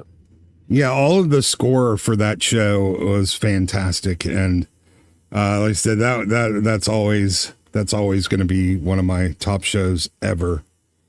Yep. Brian mentioned Suspicion, Notorious, and Rope. Oh, I love Rope. Isn't the professor in Rope from Gilligan's Island? Russell, I think isn't he in Rope? What a phenomenal movie! And that's all shot basically. One room is one. It's supposed to be one cut. There are a few cuts in it that they had to do for technological reasons, but man, the drama in Rope. I always think of my good friend. We were watching The Graduate, and my wife. Well, I say it's my wife's friend, and she teasing. Oh, This movie has too much. This movie has too much dialogue. Yeah, he's right. Back up 5 years and go 45 to 63, I think, because I did miss a couple in there. So, Rope was made what movies that have ever come out. My favorite one is Looper. She really isn't in anything else that I really know about except for Sicario. I think that she might be a little bit overhyped as far as an actress, because out of her 53 movies that she's ever been in, Disclosure Day is the newest one. She wears. You didn't like Edge of Tomorrow? It's been a long time since I've seen it, but I definitely know Sicario, and and she's in the Quiet Place series too. She's a pretty lady, but I think that her name, I'm sorry, Emily, but I think that her name is way more popular than what she's been in. And I like The Fall Guy. The Fall Guy was pretty good. It was entertaining. I did like The Fall Guy. It wasn't a TV series, but it was a good twist in the fun twist. It was a fun popcorn movie. Yeah, she did some British films like Wild Target that were very entertaining. She's definitely made some good movies, and I think she is a far above average actress. So. Yeah, and the looks don't hurt either. Yeah, but no. So just so we're like on the right page here, Sicario. A 7.7 on IMDb. That's her most popular movie. I'm sorry, Oppenheimer is at 8.2, but she was barely in that. And then it goes to Sicario. And then the third one is Devil Wears Prada.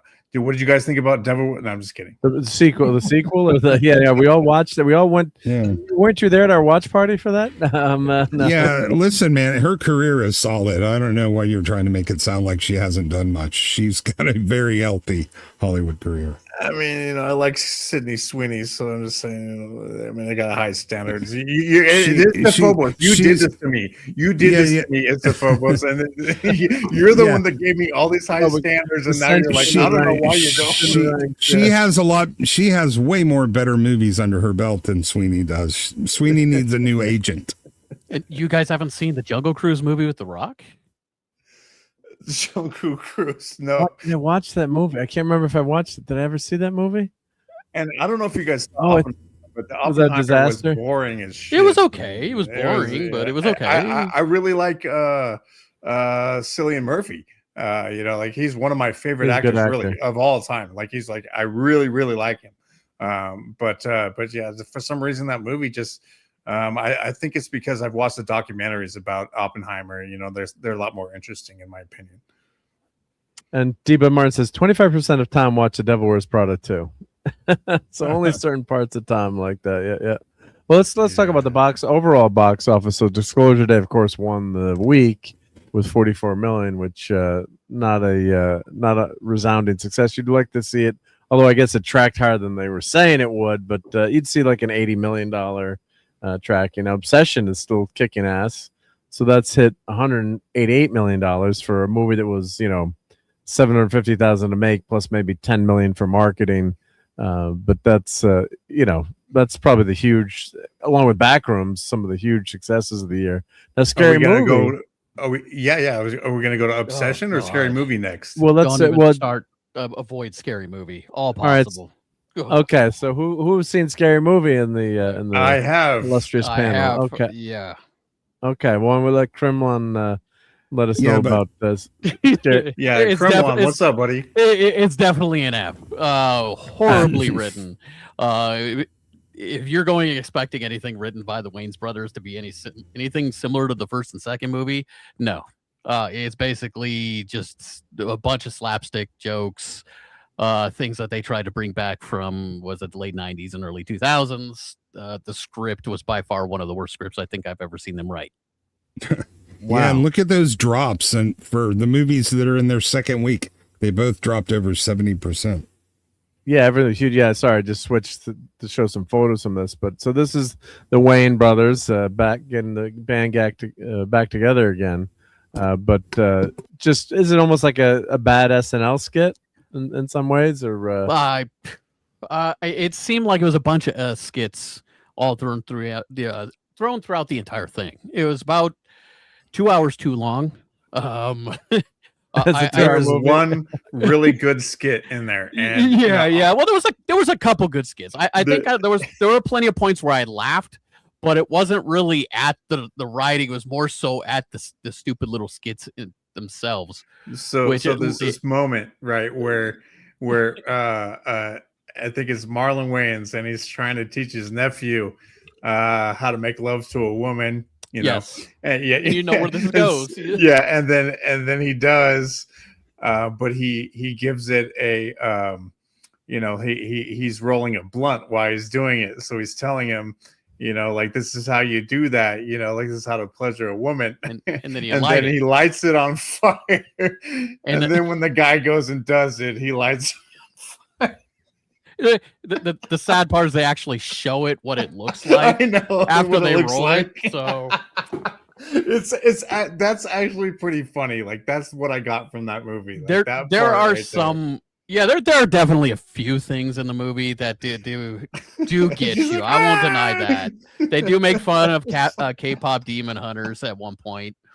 So there's a couple of funny things. There's funny a couple moments. of funny things. There is a couple of but yeah, they're just very few, but few and far between. I just wanted to mention that one because I think that's the one that really, like, I was like, all right, this is a slug to watch through. And then when that happened, I was like, okay, I basically laughed out loud by myself, and I was like, all right, that maybe that was worth it just to watch the movie to see that piece. What do you think? What do you think, Kremlin?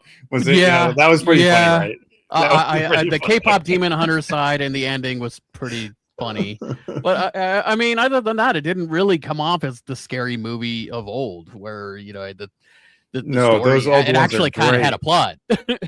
Yeah, those I old like ones these are posters really good. though. I'm woke, so I'm broke.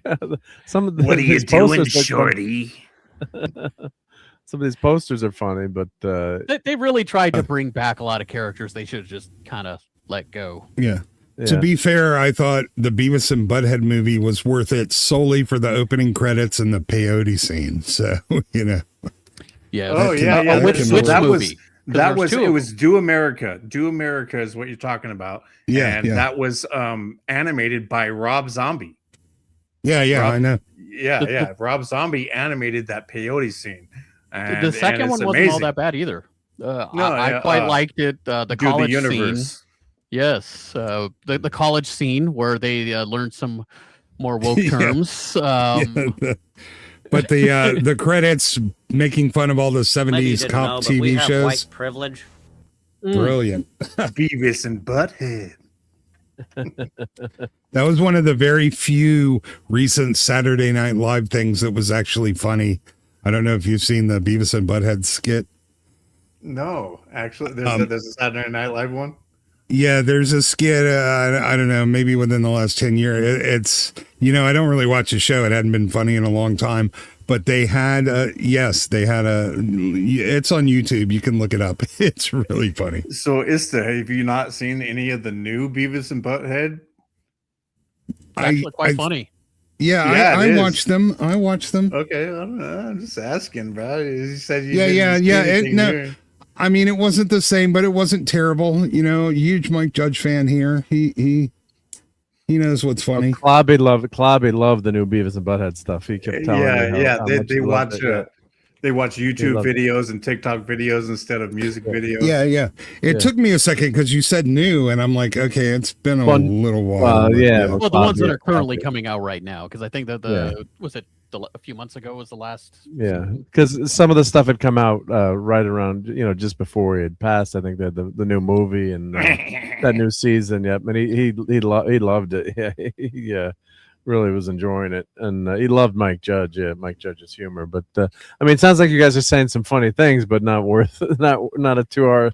It's not 2 hours worth. And it's such a rehash, probably, right? Once I would have rather had all seen these Masters jokes. of the Universe again. Yeah. Yeah, So- the Amazing Digital How did Circus this- had an 87% drop for its second week. Yeah, so Scary Movie 70. Yeah, so it's up to 84 million. So that got killed. Backrooms is doing great. Masters of the Universe, ouchies, and Mandalorian. Both these movies are tanking and big genre films. So I keep saying maybe in the case of the Mandalorian, maybe they made more money than if they had put it out on as a Disney season. But Well, really, they make no money disappointing. in that case. They make no money at all. And Backrooms had almost a 60% drop. It's not doing as well as Obsession that only dropped 25% after a month. That's crazy. Yeah. So that's showing that movie has some big time legs, but Backrooms is a good watch. It's all right if you want to be creeped out and you just like want to watch something that basically has a different dimension, and there it's not about aliens. It's more about just being creeped out by being alone. That's what the movie's about. The guy's that's alone. about Backrooms. Yeah. And if you're by yourself, you'll get a little creep out of it for sure. Yeah. But that's that it's just amazing, these independent films, as I'm looking at this, the box office for Masters of the Universe. Like, if you had money to lay down, right? I'm gonna put my money on, Masters of the Universe making more money than a little small independent film and the girl was this the daughter of Lana Lang on the Superman and Lois TV show, is maybe what she's best known for, although she was excellent in it. A very handsome looking young lady, I'll say, very cute young lady. And, Wait, who are we talking about? Indy Navarrete. Oh, okay. An Obsession. Yep. Oh, she was in I'm so Superman and confused. Lois. She was Lana Lang, who was Sloane on Entourage. She was one of one of my crushes. okay. I love Sloane, so I'm She's like, a handsome man. Yeah. Do you want to? Woman. Yeah, and unlike the art director, she's keeping her mouth shut, so I think she'll do fine. And hail to Power Ranger Donnie. Thank you, Donnie. And he says, congratulations to my Knicks. I got to confess, I'm not really a basketball fan, go Rangers and Yankees, but it's been good for New York unless your car or your bus got trashed in the city. That's a crash show going on right now over there. Oof. Hey, and hail to Tomahawk. And and I want to big shout out to the Geek and I think I said hello in the chat, but hail to the Geek and I who did the theme song for Sunday Night Geekery, and he's recovering, so hopefully he'll be able to come on soon. But great to see. That was probably like an hour ago, and I'm trying to, but I did say hello in the chat. So, doing very well. But the Knicks, that was just, my son was sending me some video from all the celebrations, and most people are just fun and having fun and going crazy, but don't break shit, right? So, but yeah, I want $86 million for Master of the Universe. And what's Obsession up to? $188 million, and it's been out for 5 weeks, like you said. And it's still the number 2 movie after 5 weeks, so that's showing some. I just have to say about Motu.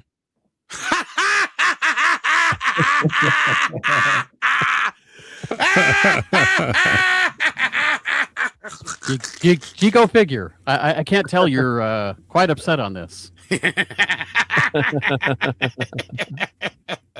Let me grab one of my Master Universe figures here. Hold on. Till we meet again, He-Man.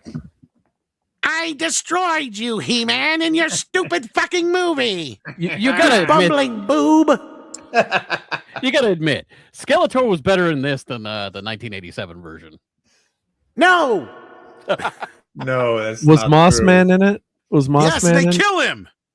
No, they kill Moss Man? Yes, and He it's was a the best horrible smelling action scene. figure ever. Yes, How do you kill Moss he Man? still smells That's what like I'm moss. wondering. they fucking Evil Lynn like fucking zaps him. Or I thought she sprayed him with some raid killer. We'd be gone. We'd be gone. Yeah. Nice, bro. Hey, That's man.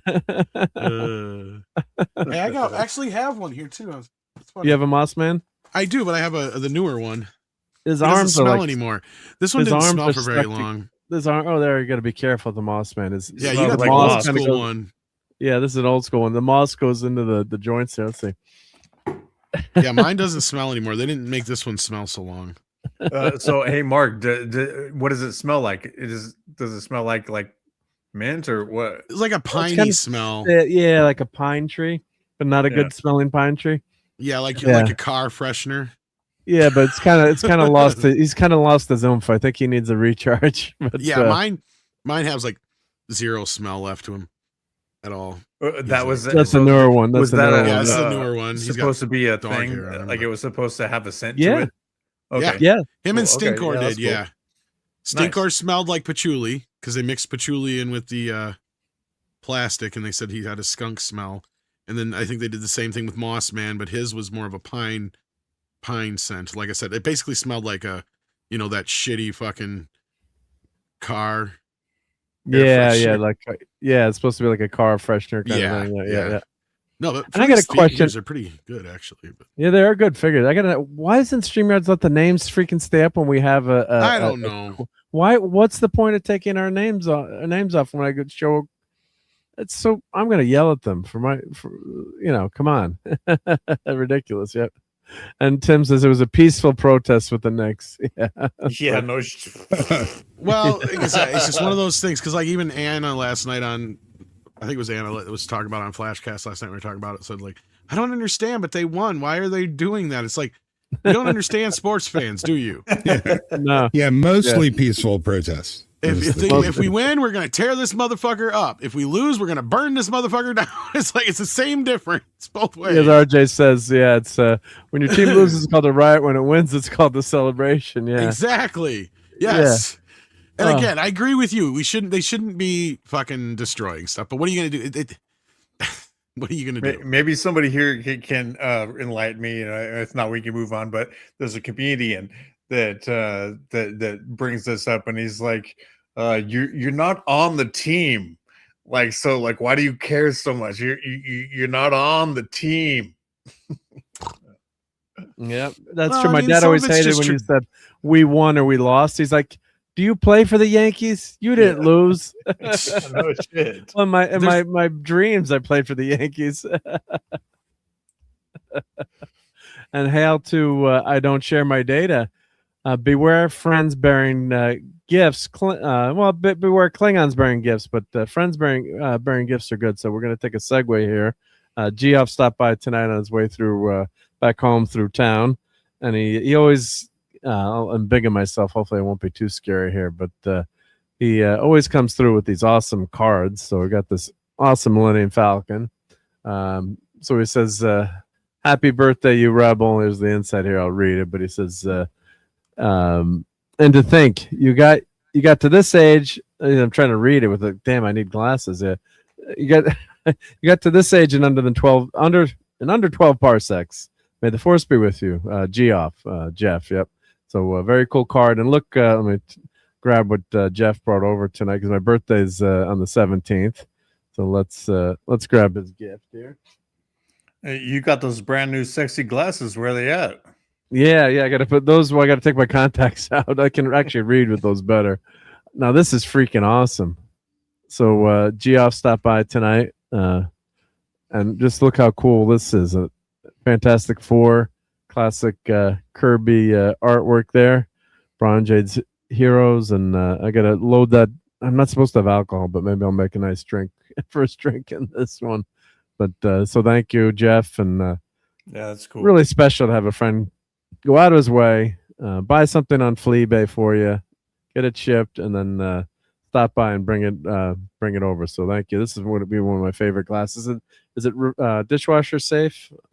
Always got to watch out if these aren't dishwasher safe. But yeah, this is a freaking cool. No, honestly, man, cool I wouldn't glass. even take it out of the package. You know, just, I'm you know, gonna- like, you know, you want to, you know, just for your buddy, you know, but that looks like a cool cup. You don't want to mess it up.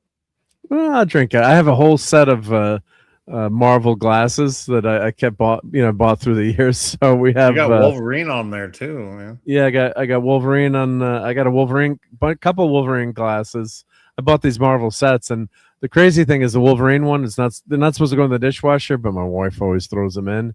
And like Wolverine is kind of melting, and I'm going to post it like his healing factor is not working on this cup. Yep.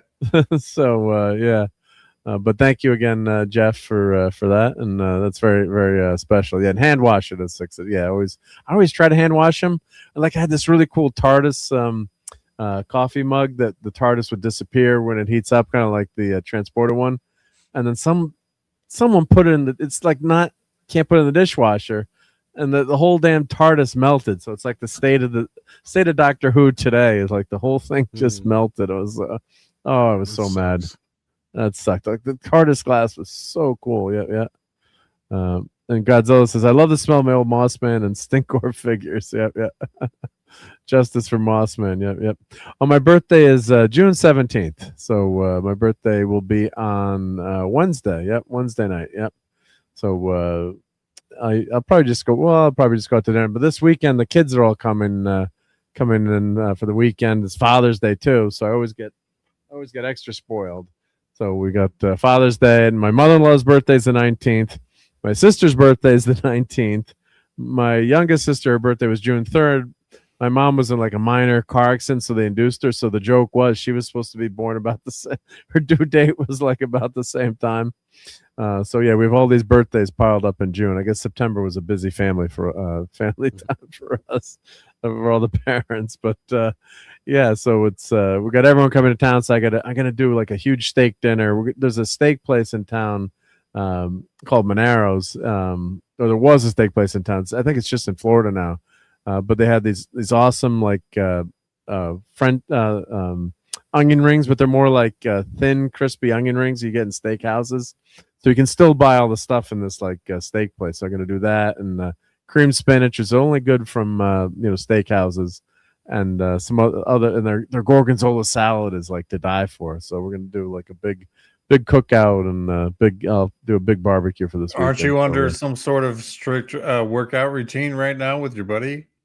I'm gonna tell him on you. You know? Yeah, well, I gotta pump up. Yeah, the steak is all right. This just depends. I just got to keep your portions down, right? I gotta go. Can't have the 32 ounce. I'm just teasing you. Buddy. Yeah, I know, but no, you got to watch yourself. And my favorite ice cream. I love ice cream. Who doesn't love ice cream?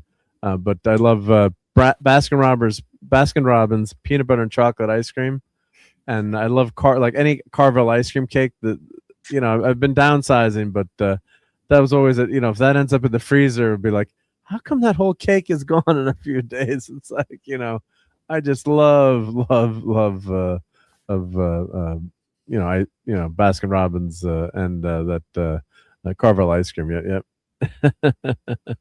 So yeah. Oh, and 60. I use all my important glasses as pencil cups. Yep.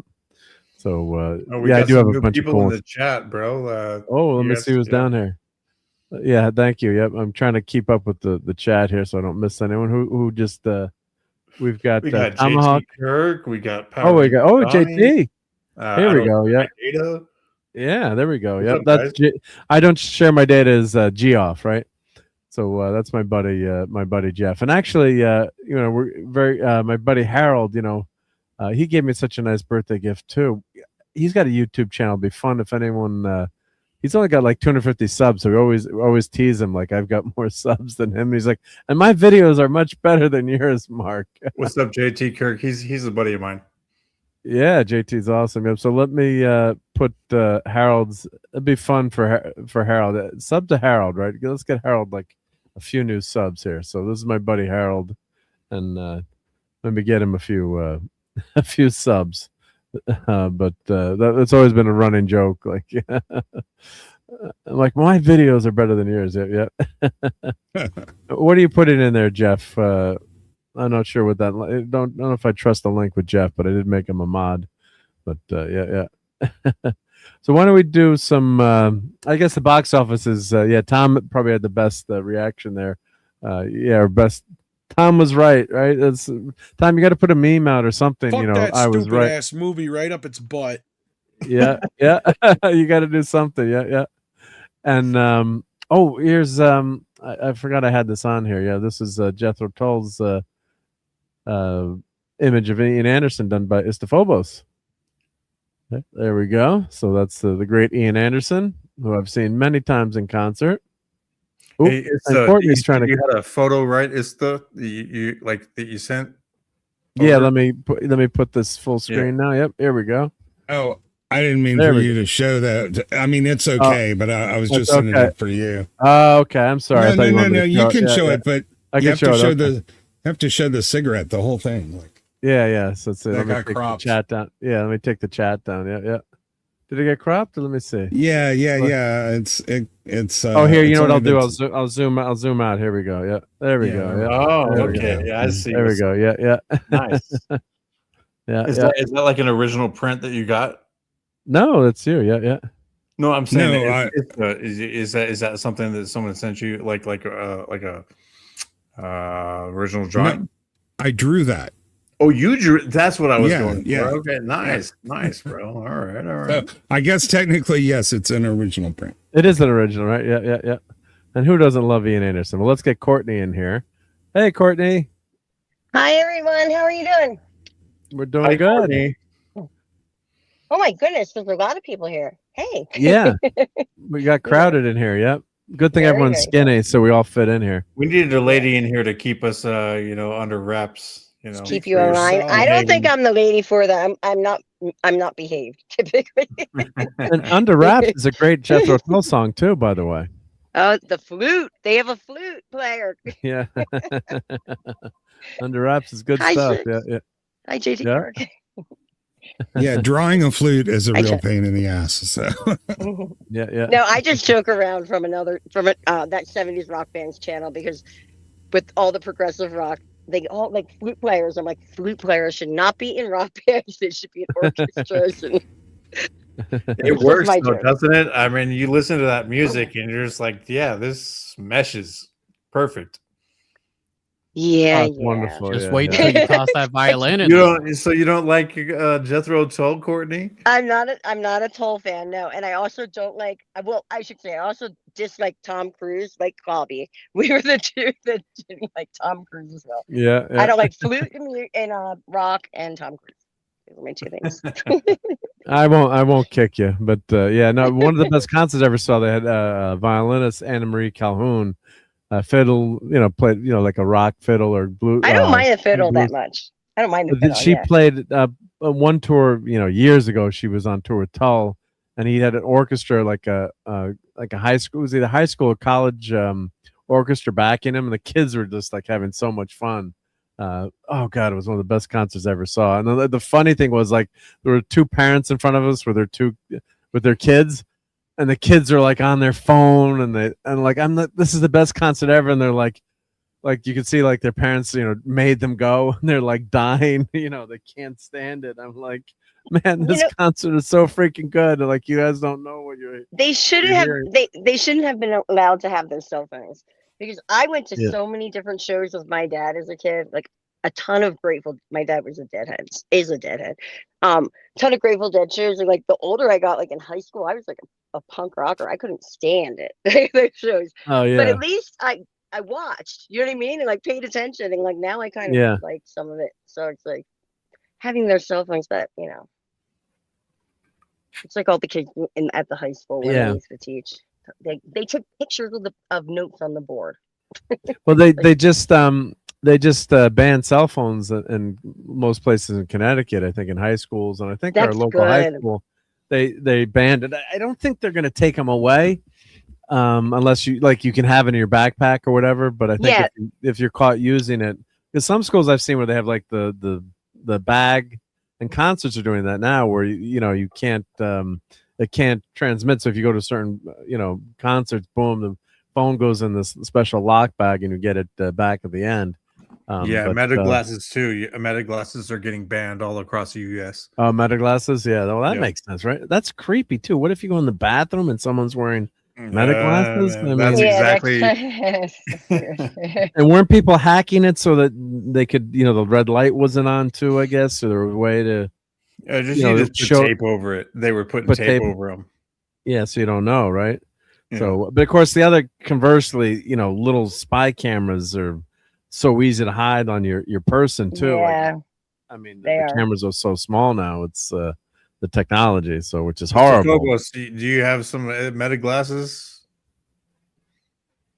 No, I don't. I wasn't gonna pay for those things. No, so I actually want a pair, just for just going out in the woods, just so I can recapture, what it would seem like in a POV situation where I'm, doing a hike or something, that's a good, thing that you can use these for. But yeah, these kids nowadays, you can't trust kids with shit anymore.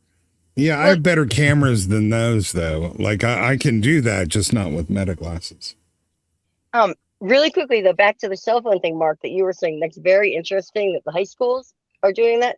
It was up to the teacher when I worked at a high school. So some teachers had like a little bin, you know what I mean? And when you came in, you had to put your cell phone in that bin. Like they were so strict Just about put it there, right? Yeah. But yeah. other teachers would let the kids just like take pictures of the notes on the board, and they take pictures. It was like so dumb. Like the whole point is to write down the notes because then you remember more, Well, they said too, when you write by hand, that you help your memory. Like if you take So notes true. on the board, Mhm. and I did notice that as a student. I think that did really help me. Or just you write. Things I did over that and even over.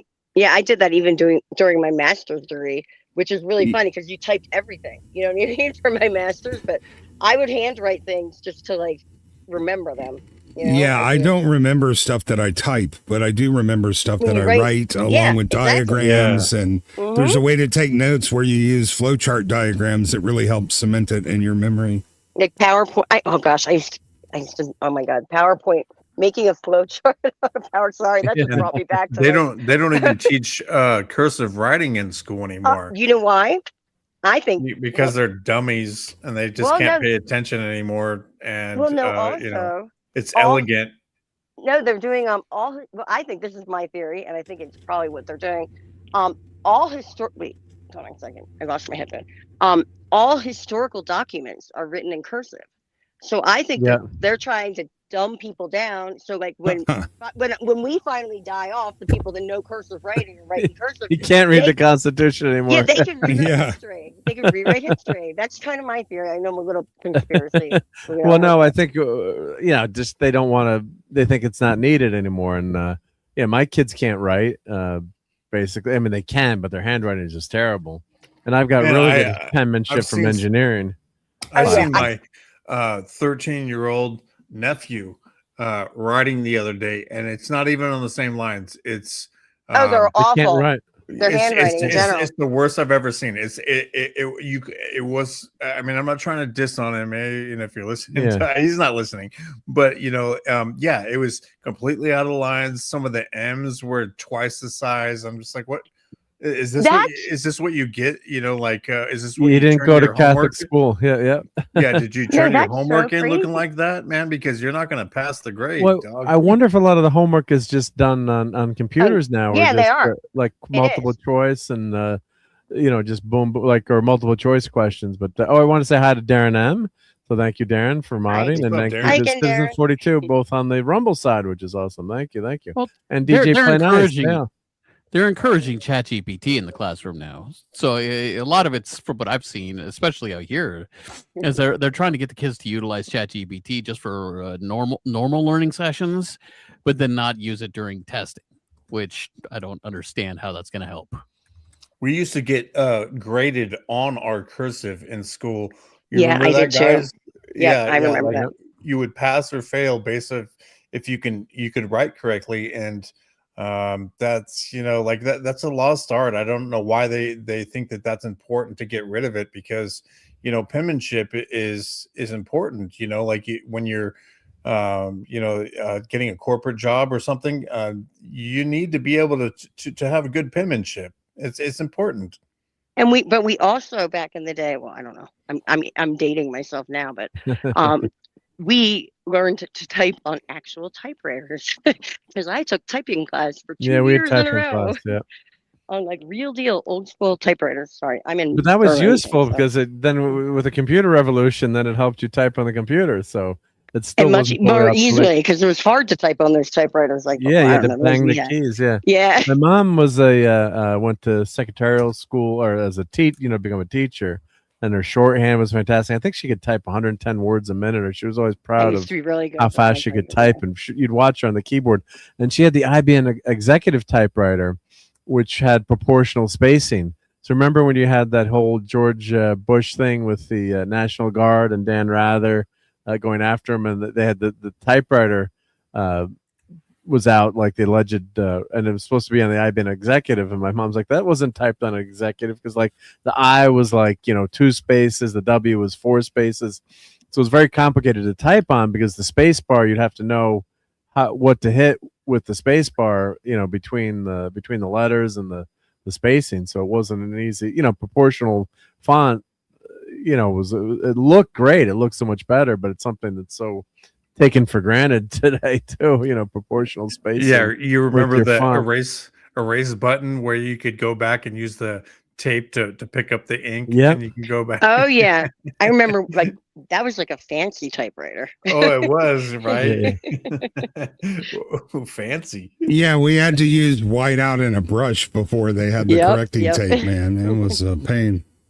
And one of my first printers was a DMP 120 from Radio Shack for my color computer. And let me see if I can find a printout from it. But like the letters that go below the line wouldn't go below the line.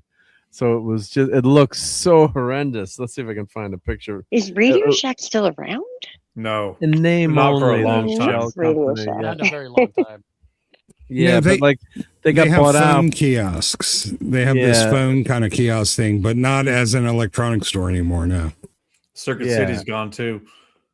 Yeah, they're like someone bought the name, but it's not. It's not Yeah, really. no more Circuit them. Cities. 6. Yeah, no. We have a Best Buy here. That's about it. Yeah, and you miss being able to like go to Radio Shack and grab that stuff like that same day, and all the cables I would buy. And so this is my first print. Yep, this is it. Yeah, the DMP 120, the Dump 120, and I'm trying to see if I can find a printout from it. That would be pretty cool. And how much was this printer? Yeah, so it was. Look at these dot matrix printers: $900, $700, $500. $500 at low cost, multi-use personal printer. $500, and this is back in the 80s. So, which is $3,000. Yeah. So let's see if I come across a printout here from this. But yeah, it looked. Let's see, DMP 120 sample print. It's just hysterical when you look at it. Remember, I turned in like the first assignment from a teacher. And she's like, "What's up with your typewriter?" I'm like, "No, I'm actually using a word processor and a computer." She's like, "What's a word processor?" I'm like, "Well, a program that you can type on here." Let me do a search in Grok. Maybe I got all the best technology. Don't worry about it. Yeah, and then that was actually that English teacher too. My color computer froze, and there was no hard drive back then. No floppies, might have cassette tape, and my essay just froze, and I couldn't do anything. And I wrote down like the 1.5 pages that I could see on the screen, and I told the teacher. Of course, I was really good student, not a troublemaker. She's like, I was explaining to her. She's like, "Okay, I'll give you another day." I'm like, it was late at night. I'm like, I can't I can't, it wasn't the dog ate my homework. I was like, well, it's kind of like the computer ate my homework. Yep. So, I used to and- handwrite. They used to allow me to handwrite like my papers and stuff in high school because we didn't have a computer Yeah, or a yeah, printer. you could do both. You could either Yeah. type it or write it by hand. Yep. Hail to Sashi. Yeah, and the other funny thing that I found that I can't show it, but we, the guys in the computer, us, the 14-year-old guys that are up to no good, we we do dot matrix nude girls. It was like with all the characters. So I found it. I can't show it, or maybe That's I'll so funny. it I love retracted. Come on, but man. it was like, you don't have one that you can pass and just. well, I show? have to You don't cover have it up, one? but it was so funny because it was like it's like this tall. It's like, well, you can't see me, but it's like really long printout, and you look close, like it's a just all the full like characters. centerfold. Yeah, and it was like that was going around like, oh, Joey got this great print that we can print. It's a nude girl, and it's like X's and O's, but how they Mr. do Phobos, it. where you at? Did you Yeah. ever have one of those? Oh, it was just so hysterical. Yeah. We used to do naked girls on punch cards, man. Like that's all. Punch cards. Yeah. I was doing before monitors even. All we had was teletypes. So. And how did you do that? Was it on the printout or? Well, you could do both. You could, you or could on the create punch a card punch. itself. Yeah, well, you could do both, but you could put little designs on the punch cards. But they're only, I forget how many dots. It was like wasn't that 64 many, right? by yeah. So, but yeah, you could spend all day in the computer lab, and then you have like 300 feet of paper, with all your session. Yeah. You just roll it up and take it Print out home a and full review what you've page done. girl.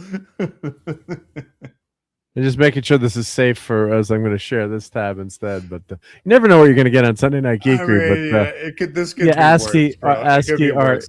Well, I'll find it, but like it was an ASCII art like this, where from a distance it starts to look like something, but it was like, so we all had that file and we're sharing that file.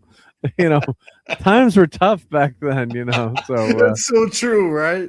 Oh Yeah. man, I'm a 80s, Yeah, well- 90s kid too, and yeah, I get you. Yeah, look, the Japanese had to make woodcut prints, of their erotica, so to speak. right, yeah. we didn't always have photographs, or you had to pay an oil painter a awful lot of money, to draw one image. Yeah. Paint. Yeah. Yeah, JT said, Radio Shack really doesn't exist. It was So just like was a that, like Kodak. So that was something you could put on like a floppy disk, right? And you could just like give it to someone and be like, "Don't tell anybody." I think this was on cassette tape actually, but yeah. So like, this is before floppies, and this would be like this would be like a 10-inch floppy back before the before the 5 1/4 and the 2 1/2. We had the big 10-inch floppy disks that would go into the mainframes. Yeah. I think they also call it ASCII art too. Is probably the better search term here. Yeah. Oh, what were you searching? Can't really see. Oh, here we go. Here. Yeah. Like Spock. Here we go with Spock here. And Mona Garfield. Lisa. Yeah, so these are all, when you zoom in, it's all the characters. Yeah, it's and that's what the so that was so hysterical. Like, oh, and now they have those diamond art prints where you have to painstakingly The Mona put Lisa. tiny little beads, like it all comes full circle. Now, yeah, now Mrs. you can pay Dadman to was do making this kind of that. art. Yeah, Mrs. Dadman does a lot of that on her channel. Yeah. So yeah, that's just a fun aside, but I guess I can't find that.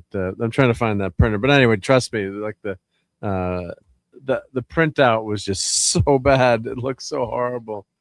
Then when I finally got the printer where it would print under the lines of a regular stroke, it was like maybe it was actually the DMP 100. I think the 120 was my second printer.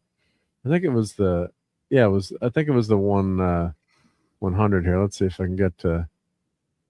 Yeah, I think it was a DMP 100. Oh, site can't be reached. Let's see. Let me do this search here. DMP 100. You got a 404 message. I gotta find it. Yeah, I got a 404 message. Yeah. Let's see if I can. DMP 100 sample print. This is a stream talking, proving we're all old, by the way. Yeah. Yeah, we're dating ourselves pretty hardcore right now. Pretty hardcore, right? Yeah. Pretty sad. Yeah. Yeah. It was, oh, here we go. Maybe is this it? Let's see this. No, but showing go below the lines here. I think this is too nice of a printout. But anywho, it's not finding anything. But it was just terrible. It's just it was worse than Scary Movie, maybe, right? Yeah. So that was the best comment. Yeah, you also have the single line ASCII art. Like I just put a thing in the chat that we would. Oh, people still do those. I see that where they're throwing the table and stuff like that. Oh yeah. That's I don't know about those. It's the Phobos. Yeah. Tell me about them. What's up with the? So I can't read it. I don't. So I'm a little bit younger. So I don't know what that says. It's a smiley face, man. So it's in brackets and extra stuff. And this is the classic one. Kremlin. Yeah. Oh, guys, we're so bad. We're so bad. I was just gonna say that boobies. I remember that one with like the 8 and the 8. Like all that. Oh yeah. 8, 0, 1, 3, 5. Yeah. Right, yeah. Check this out. Look what I wrote. Oh, and I was just say, Caleb says, just because Rare Shack doesn't exist doesn't mean you can't say your regional manager at one in a job interview. Yeah. There we go. I'm not gonna lie, I totally did that too. I thought it was super funny, and when somebody showed it to me, I'm like, "Look, look at my calculator. Look what it says." It says we out here part 2. Yep. Yep. People used to also do stuff like that on a beeper because I had a beeper in high school. They'd have a little, they could like type out the words. Yeah, it's like, and it was like the big joke on the calculator. You're writing boobs on the calculator, like. But we did. They did have to pull National Geographic from the Catholic school library once someone realized that there were nude pictures in there. Oh God! Oh, check out JT Kirk. Here's my way of doing boobs. Yeah. I hope the stream doesn't get Amazing. it's a little too accurate. A little too accurate. What? They feed children. Just think about it that way, okay? You're not being bad. That's research. It's like 1 in. Children should be asleep. Yeah. No, that's actually really cool. cool. I'm saying, but that's they're really, not, really if cool. you think about them as motherly and feeding children, and then they're not bad. Oh, yeah. And yeah, it's a very natural thing. Sunday Night Geekery. Mark, when you put that in there, my it looked a little too real. Yeah, that's why. For reading hour, we would all go to the library, grab a National Geographic, hide behind the stacks, and look through and hope that we would catch a photo. That was an Admiral here too. That was a real thing. And hail to Admiral G. Admiral, you just showed up at perfect time when I'm going to show some Star Trek stuff. So let's play Admiral Teague's kind of his intro here. And they say, "Sir, they're in Iranian airspace," and I say, "Oh." So my name is Raisin, sir. My name is Raisin. So I'm trying to do a toy a week on the Geekery, right? So why not bring out the Big D? And I did show this on the Teague show the other night. But here, let's take this comment down so we can see this. So this is the Diamond Select Enterprise D. I'm gonna have to do a full review of this one, but that's cool. I have the All Good Things Enterprise, but Sean was geeking out too over the paint job on this. Let me turn the camera up just a smidge in the light here. The paint job on this is really good. I think this was like a $60-$70 Enterprise, so it's way above the Playmates toys that were out before this when Diamond Select had the license. And it's pretty big, as you can see. I don't know what the scale is, but it's a nice scale here. And I don't know if you can hear Can you hear Picard here? I have to turn off. I probably have to turn off the background noise filter here. Let me do that. Yeah, Diamond Select has the screw holes all over the place that really kind of ruin the lines of their ships. Yeah, let's see. How are the screws on this one? This one, yeah, a couple of screws on the bottom. Here, let me turn off the echo or the background noise. So hopefully we're going to hear my air conditioner, but let's see if we can hear. Oh, yeah. No, that looks way better than the Diamond because they don't just put their holes on the bottom. They're like on the side. They're very obtrusive. They didn't even try to sort of disguise or hide them. That looks really sturdy. Like, is that pretty, stable? Yeah, sturdy? it's pretty stable. Yeah. It looks really well put together. She's a sturdy ship. Yeah, You guys hear all the sound effects coming through, or? Yeah, a little bit. Does it come apart, or it just? Yeah, I'll show it when it comes apart. Okay. Yeah. Yeah. Let me go through all of it. There we go. We can hear it now. Yeah.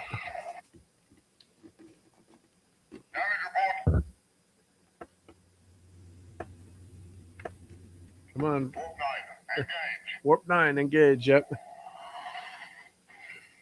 So yeah, it's not that loud actually. It used to be a lot louder. I'm hoping something didn't happen to this. Yeah, the volume is way down on this, but I'm not sure why. But the other cool thing is, yeah, as you said, it separates. So there's magnets here.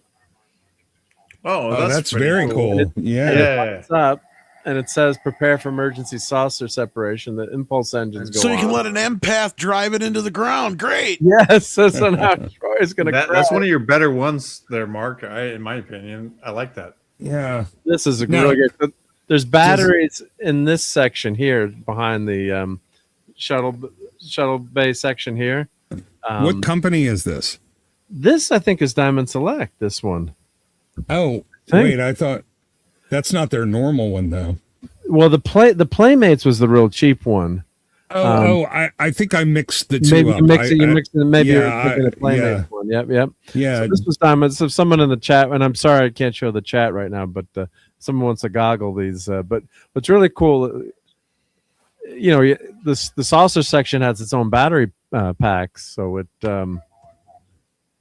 you can press all the keys. It lights up here, and you can see the impulse engines. And the only problem is they're watch batteries that go in the top here. So the watch, I always hate the watch batteries; they're a pain. And then when you can't activate anything on the main ship here. There's no button to press, so you can't light it up separately, which is that's only kind of the bummer.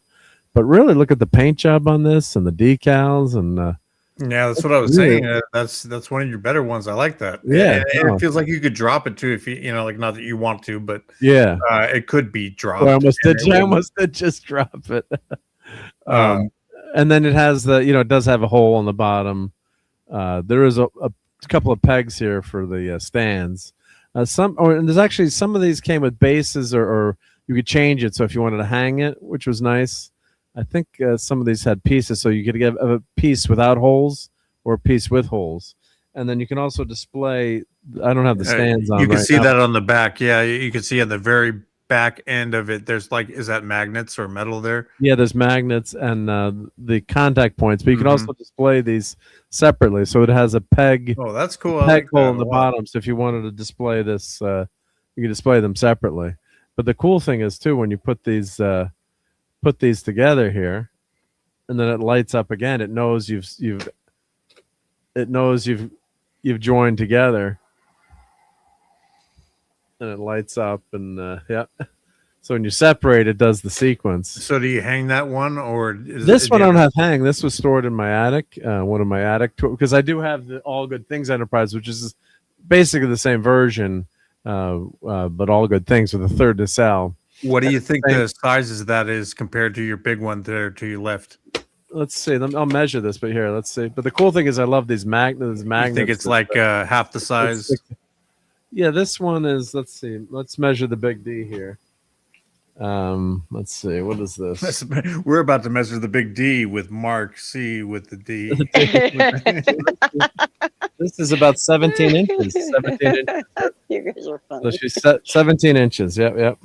Yeah, And the of big course- refit's 3 feet. So Yeah, the width of this is, how wide is this? The saucer section on this. The saucer section is, about 12.5 inches. Yeah, so no, this is a pretty big. So not if I let me see if I put the camera, if I can angle the camera just a little bit. Nice. Yeah. Sweet. So of course the scale is. If I So cover it's this up. about half the size. Yeah. well, yeah, the Enterprise D is about twice as big, in the show as the original. So The Enterprise would fit in the saucer section of the D. so it's probably a quarter of the scale, or at least a third. Oh yeah, it's about a third. You're right. It looks about a third. But for a toy, it's pretty damn good. So I got to go. Oh, it is. If someone wants to The Google D it, usually goes into the it docks. Yeah. My Of course, ears. If you haven't seen Yeah, the rest of my room, if you're new to the channel, there. I is thought you were the, done with the jokes there. Lady Playmobil friend. and there's the All Good Things Enterprise up there. Yeah. Courtney, what do you think about the D and the C? Didn't you hear me? I said my ears. Yeah, Your ears are burning. Yeah, I need earmuffs. Now I want to call you out because you said you were trying to come with the good jokes, So No. I think it's hilarious, actually. Mark, you missed an excellent comment from the chat about me. Oh, well, let me by the way. I can't I'm put just comments kidding, I'm right just now. Let me put joking. the D. Let me put my big D down. Put your D down, okay? Put your D away. Put that away. Yeah. And I'm sorry I missed when I'm doing something like that. I can't see the comments. So what time was the time stamp of that comment, Courtney? Yeah. And we had a super chat too. So let's do that first. Yep. Big D Energy, and then we've got JT Kirk with $5. So that's some Big D Energy. So let's play some. I know the perfect clip for this one. Although this is the Big D, but where's Scotty here? No bloody A, B, C, or D. I didn't mean to say that the Enterprise should be hauling garbage. I meant to say that it should be hauled away as garbage. Laddie, don't you think you should rephrase that? Now I want to go watch the Trouble of Tribbles. Well, thank you so much, JT Kirk, for that super chat. Yeah. Let's see. Donnie says, speaking of Playmates, my most recent Playmates toy I bought was the Power Rangers mech Automorphin Red Ranger figure. Cypher Chaos says, gorgeous. Let's see. JT says, magnets. I'll go through these quickly. And Dale says, I'm Courtney's biggest fan. Go follow her, everyone. Yes, of course. Yep. Thanks, Dale. That's my man. Yeah. No Star Trek shows after Enterprise. That's true. Yep. My mom's a Trekkie, and I have kids. I'd like to see that moment. Yep. Oh, bleep. Cal says the ship's very nicely detailed. I wonder if there's Enterprise E or even a DS9 Defiant available. Well, I do own both the. I do have the Defiant. They did make one. That was a Playmates ship. And I do. Yeah, I do have the Enterprise. Do I have the Enterprise E up here? No, that's the B. But I do have an Enterprise Enterprise E. The one I'd like is a C. They never made it C. Yep. It doesn't show fingerprints yet. Yeah. What, Courtney? What was the comment that I was missing? No, it was Dale's comment. Oh, that's okay. Yeah. The very important comment. Yeah. Well, let's look that up. Yeah, it was this. I think it's Diamond Select Enterprise D. Let's see. Yeah, so let's share this this tab here. Let's see how much. Oh my goodness gracious! Let me share this tab here. Wowzers! Let's see. share screen. Man, these are not cheap now. Well, let me turn off my background audio here just so we don't mess anyone up there with my air conditioner going. So, It's wow. amazing how that works so well. I literally saw a change, or saw. You could hear a change. I could hear a change. Yeah. Right Yeah, there. yeah. Just calmed everything down. Not so hot. Wow, $430. Please, everyone, do not tell my wife that the ship is worth $430 because it'll be sold. So this is the cheap where you have the Playmates one, $40, $275. Oh my god. Yeah, so let's see, $360, and this is the All Good Things one. Yeah, let's see if I can open link in new tab. Let's see. Yeah, this is the one that's hanging. Yeah, this is a wonderful.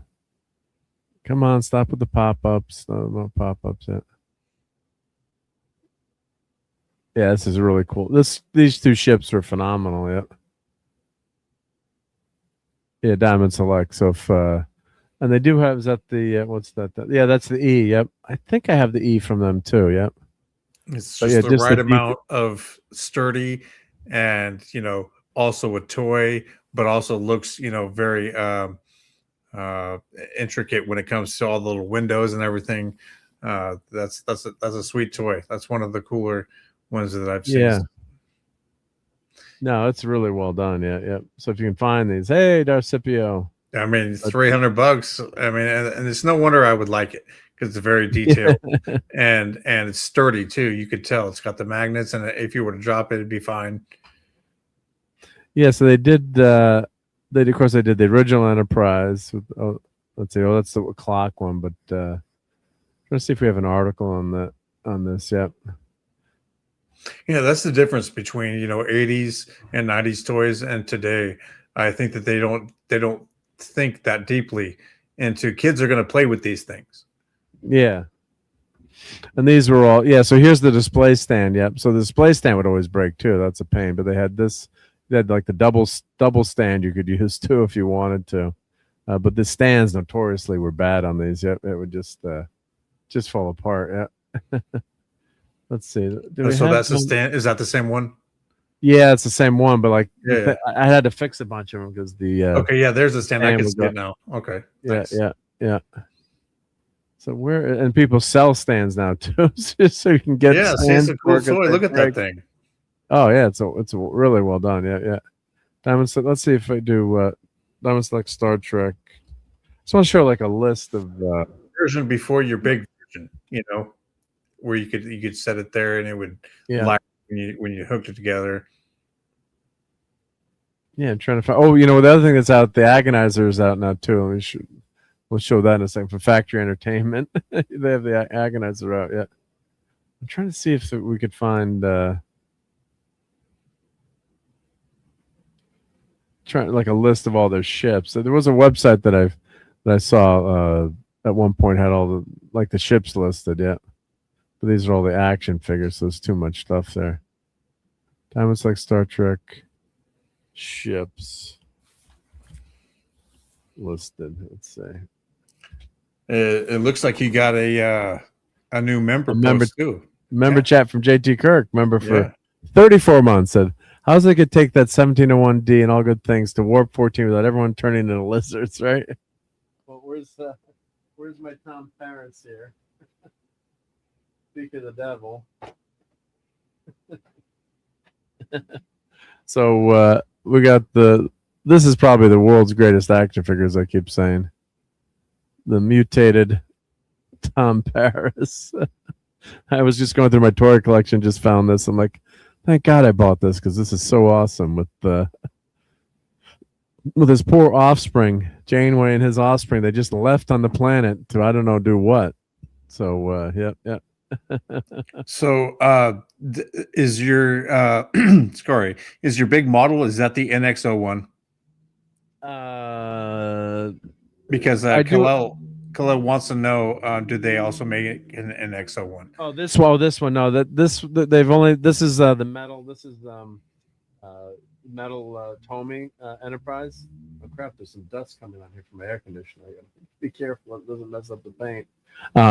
So that they did the original Enterprise first, then they did the Enterprise refit from the movie, and then the next one they're doing is the Klingon D7, which I didn't buy, but these ships are so damn expensive. But the D7 looks good. And I guess if there's success, yeah, then maybe they would keep going and do the line. Yeah, keep.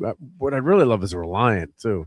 That scale of a Reliant, that would be super awesome. Yep, they had that. Yep. And Donnie says, by the way, our good friend Robert Meyer Burnett says hello. Well, actually, Robert was I was on with Robert on Jill's doing For All Mankind, which is an excellent show on Apple TV. If you have Apple TV, check it out. And Kremlin has to head out. Yep, everyone's got to work tomorrow, right? So yes, thank you so much for being here, Kremlin. It's great to have you. Thank you for the invite, and thank you so much for all the memberships and channel support. It's super appreciated. So thank you. It was very nice of you to do. Yes, you're very welcome, and it's nice seeing you again, Courtney, and everyone else. You have a great night. Take care, Kremlin. I don't have that cool beam out sound effect. Bye. Have a good one. Sorry, I was trying to find my unmute. Does Kremlin have a channel that we can like put up, or like a YouTube link? I don't think Kremlin does have a channel, right? Okay, I just want to make sure. Hey, Kremlin, I don't think he does. Yep. You gave a lot of memberships, recently. Yeah. Like, I want to make sure that if you had a channel where, we're trying to shout you out. If you're still there, listening, put your, tell us if you do or not. Okay. I know Kremlin is on X, so I could share Kremlin's X handle. I'm sure. Yeah. Oh, I'm going to get going while you're doing that, so I don't have to interrupt in 10 minutes when I was going to have to go. So you have to go too, Courtney. Yeah. Yeah. I just wanted to say hi tonight. Why does everybody do this just when I was thinking about leaving? Yeah. You're all going to go hang out at But this was a fun panel tonight. This is a good time. So I'm going to still be listening. I'll be in the chat. Okay. And Courtney's got a channel too. So if let me put Courtney's. Please sub to me. I have 625 subs. I'm trying to get to 650. That's like my goal. A huge goal. There right? we go. That's what I'm trying to do. Let's pump each other up. Let's get it going. Yeah. There's Courtney's channel. And everybody have an excellent night. Much love to all you guys and to the chat. And I will see you around. Thanks, Courtney. Good night, Courtney. Have a great week. Bye, Courtney. Yeah. While we were talking, my Instagram got suspended. Like I have like 2 posts, and oh no, I have no idea, man. And I posted what like the Ian Anderson picture I drew, and then I posted something of Legos. So like, oh, that's what it was. The Ian Anderson picture got you in trouble, maybe? No, it was not a heavy metal. No, it was a Casablanca one, but kind of in a similar style since it's me. And then some Legos, and I'm following 4 people, and maybe 4 people are following me, and I get suspended. That means I just lost a follower. Yeah, you're one of them. And then I went to Rebecca Gold and posted how proud I was of Ian for his movie and what a great job he did. That's the only thing I've ever done on it. Oh, so you're not active on Instagram then, right? Yeah. So it's no, but do you have a Facebook account? Is it tied to Facebook or? No, I don't want to connect everything together. Those people are evil. Like, I'm wondering. No, but I'm wondering because if you have, Facebook is owned by or Instagram owns Facebook, so it can be cross contamination sometimes. No, right? I specifically didn't connect them, and I don't use Facebook despite being the right age to do so. So, do you have to use Facebook to get an Instagram account? No, you don't. You don't. Okay. Because I remember whenever I just got suspended on my MySpace account the other day too. Yeah, and I'm not inactive. I don't do a lot, but But the crazy thing is when like people are telling me like I can't stand Facebook, so I'm going to go to they're a horrible company, so I'm going to go to Instagram. I'm like, you do know that Facebook owns Instagram, right? Yeah. Well, that's like everybody stopped drinking Bud Light, but they switched to another Anheuser-Busch product. Right? Yeah. Yeah, and JT Kirk is confirming. Yeah, Kremlin does not have a channel. Okay, yep. But I just put his Twitter X channel handle in if you would like to follow him on that. Yep. So you have no idea why you got in trouble there. No, they don't really tell you anything. It said to confirm. So, yeah, I have no idea. When I first set it up, which is only a few weeks ago, I didn't confirm it right away.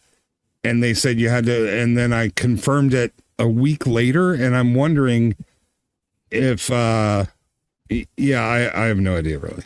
But it's a relatively new account though, right? Yeah. I'm not really.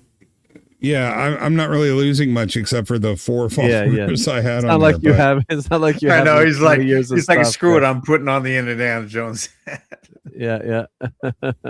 Yeah. Well, it's like I have my own little virtual action figure here. I have a hat. I can there you take go. off the hat. So if anybody was wondering, I got help with my avatar because Sister Phobos helped me. And so I wouldn't have been able to put this together if I just didn't have him take, a few minutes, for me. And I'm going to keep few minutes. Well, put your hat back on.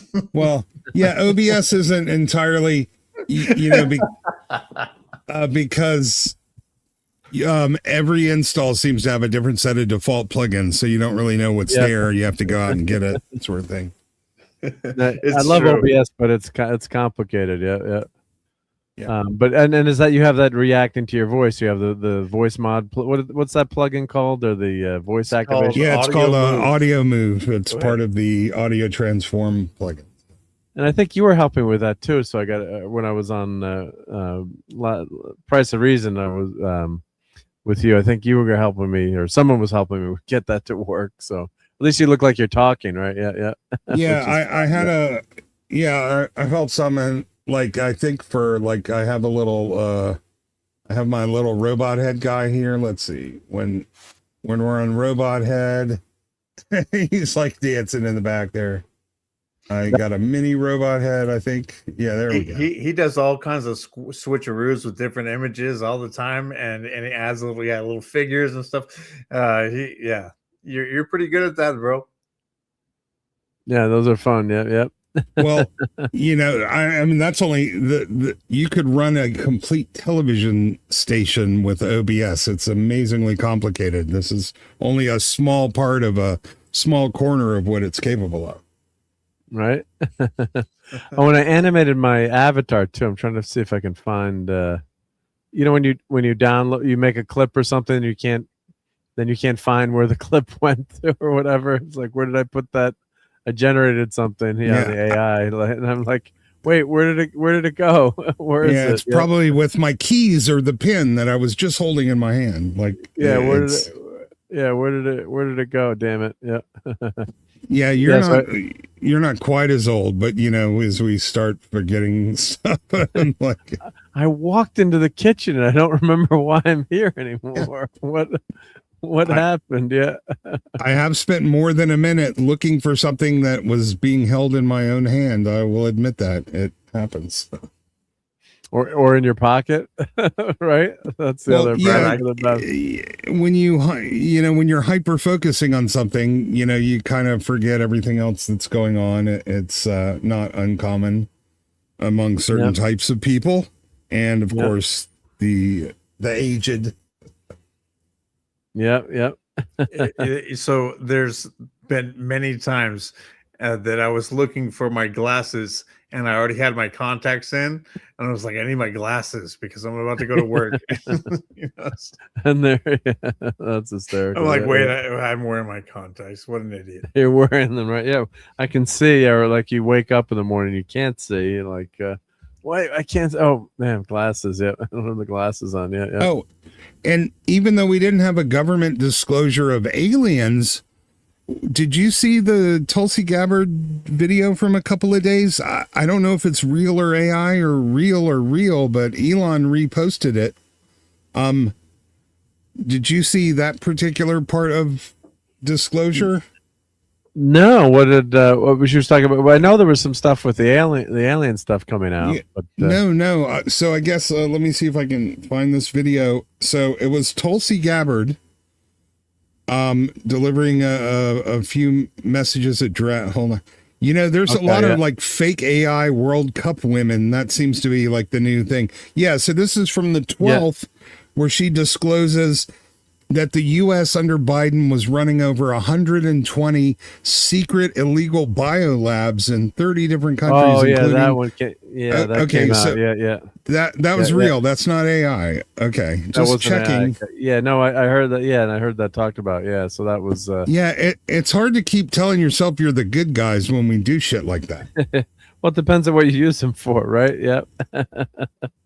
So I'm joking, but yeah, you know, it's always like if our guys are doing it, it's quote unquote, it's okay. But no, listen, if you're messing with that stuff, you're gonna have an accident. It's the law of averages. It's chaos. It's you know, there's one thing doing research into pathogens that already exist, you know, looking for defense and cures and stuff, but actually trying to make like super bugs.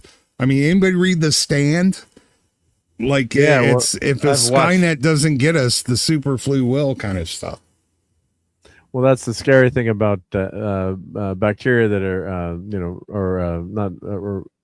resistant to antibiotics. Yeah, that's been a big thing for a long time. I've got a couple of friends who are doctors, and doctors are over prescribing antibiotics, just because why not? We got them, so that's something that there's a lot of stuff going on that that you don't really know about, and then it's then it breaks, and it's just there's a lot of stuff that gets hidden from the public, or still the JFK files, were those released in their entirety, or there's still stuff that was redacted?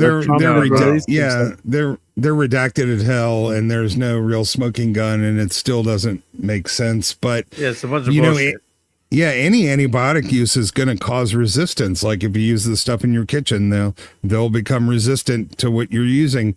The trick is to rotate use and be developing new stuff. But there are definitely a couple of really nasty antibiotic resistant strains going out there now.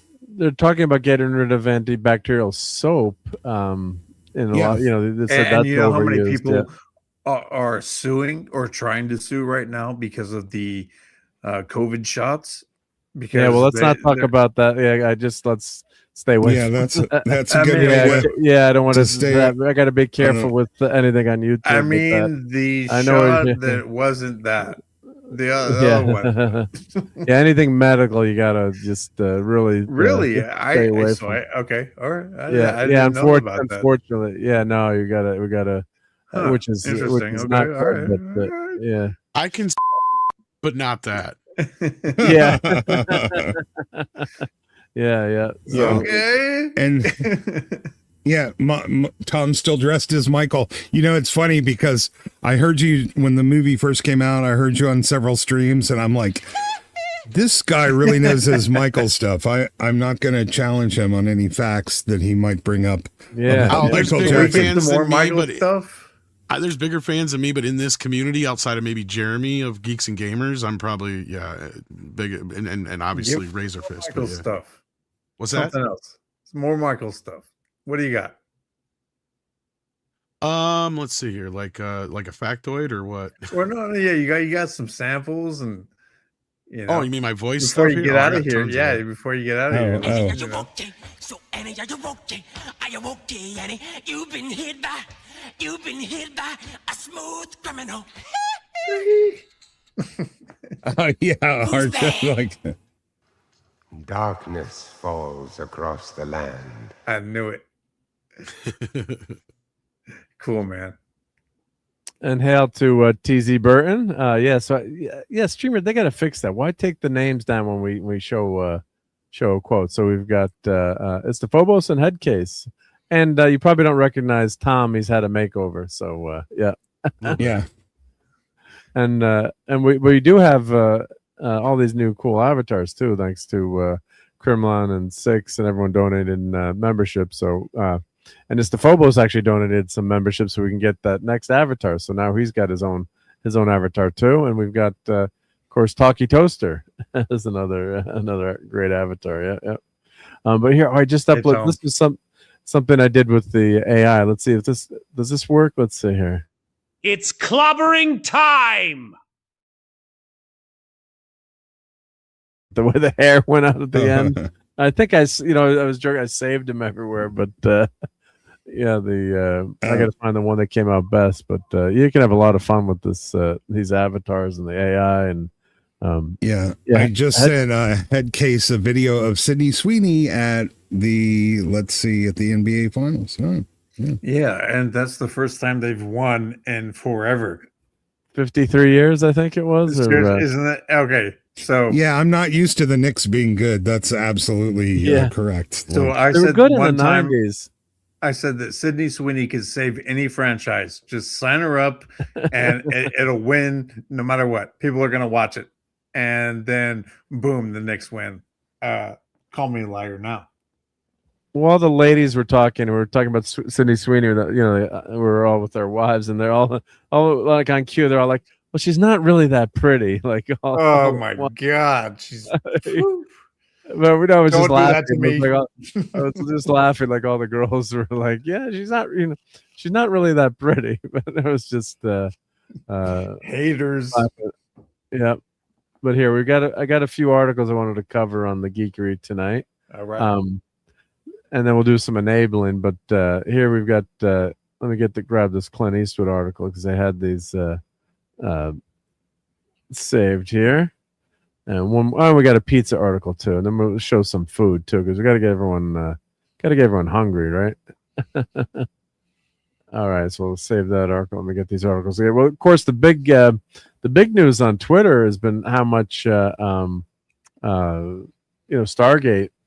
has been getting attention. Now, they killed it on Amazon because they said it was too faithful to the original show, and I don't know. The showrunner had done that new Quantum Leap. One of the showrunners, which I didn't really watch, but was pretty reviled. But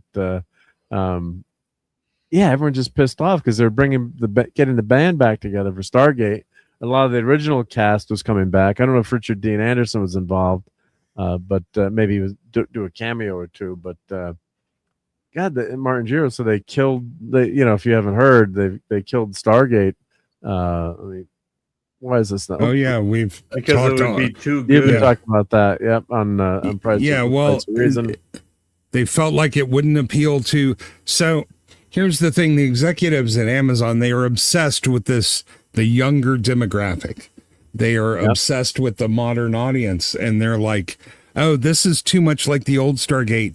It's not going to appeal to the modern. It's just made to appeal to the fans." And they said they created a Stargate that was designed to appeal to everyone, but they have this weird, obviously messed up idea in their heads about what the modern audience wants. And actually, young people by a large margin seem to be kind of rejecting the whole DEI thing, but they can't help themselves. They can't get it out of their, to them, that is the modern audience in the future, and they don't get it.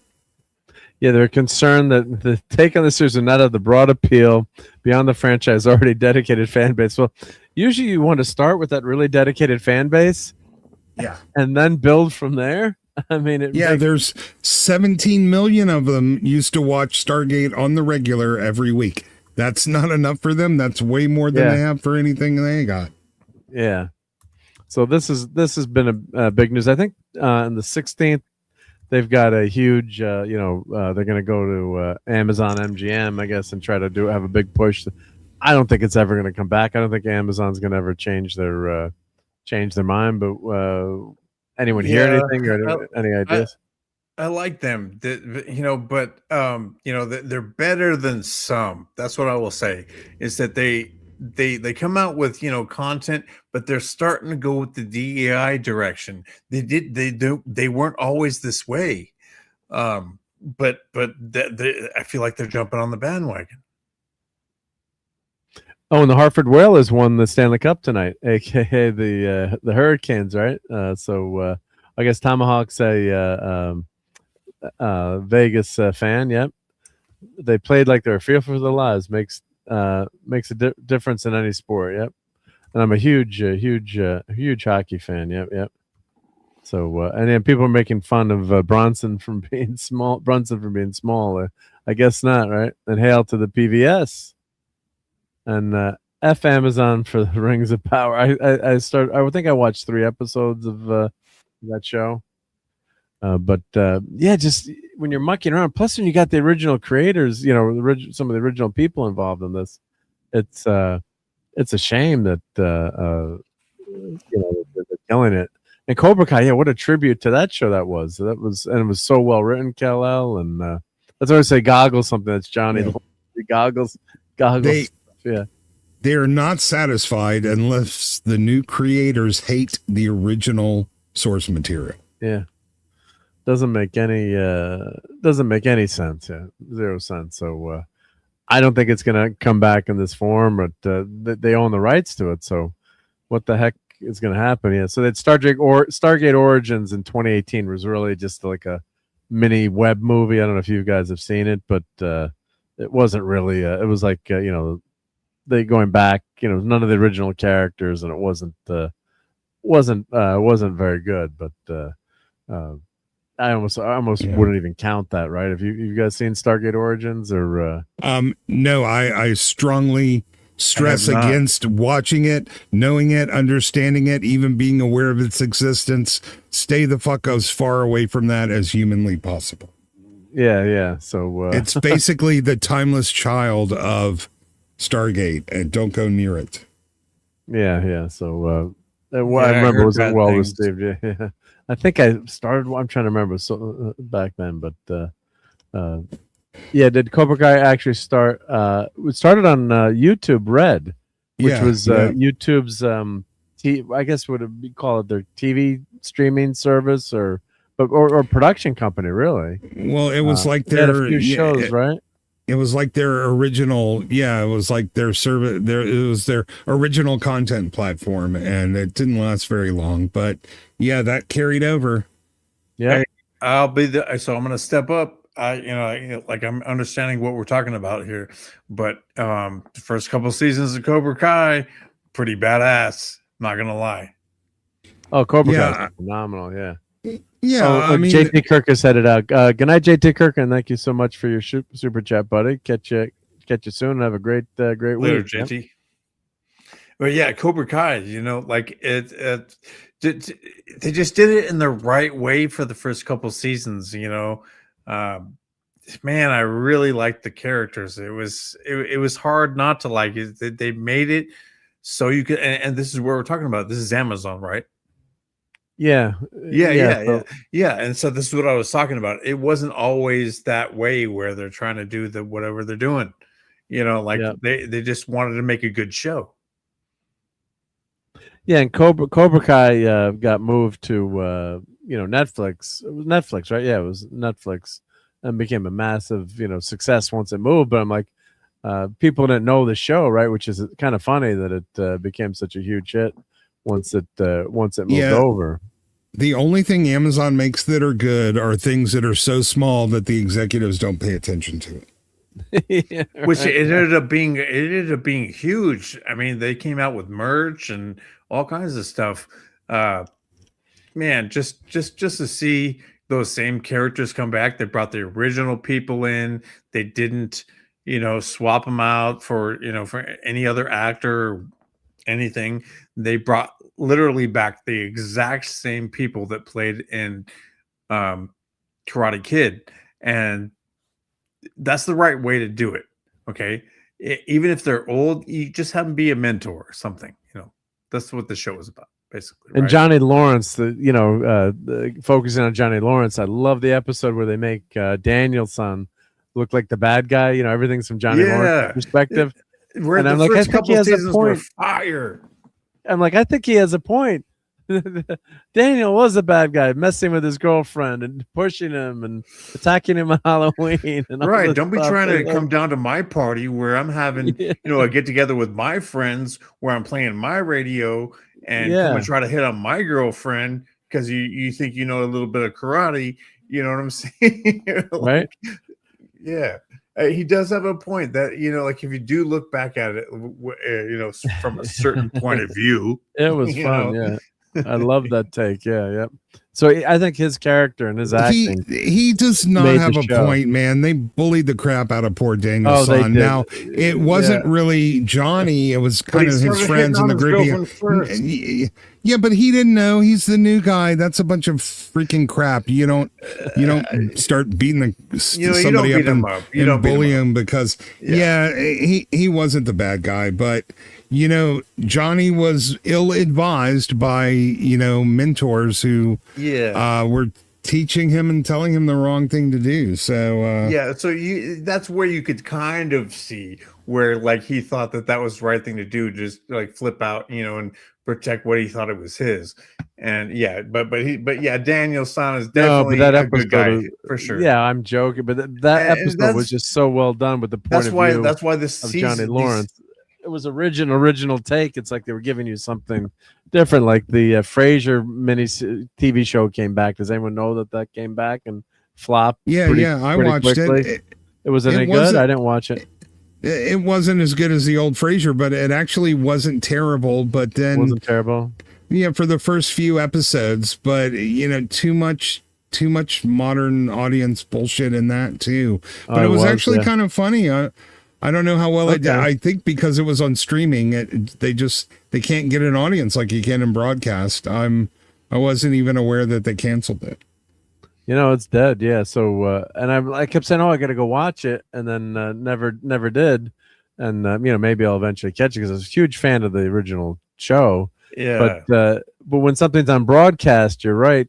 It's with Niles and stuff. The original Frasier show was pretty damn funny, and then it's the real life version of what Frasier would be like, outside of Cheers, and it's pretty funny.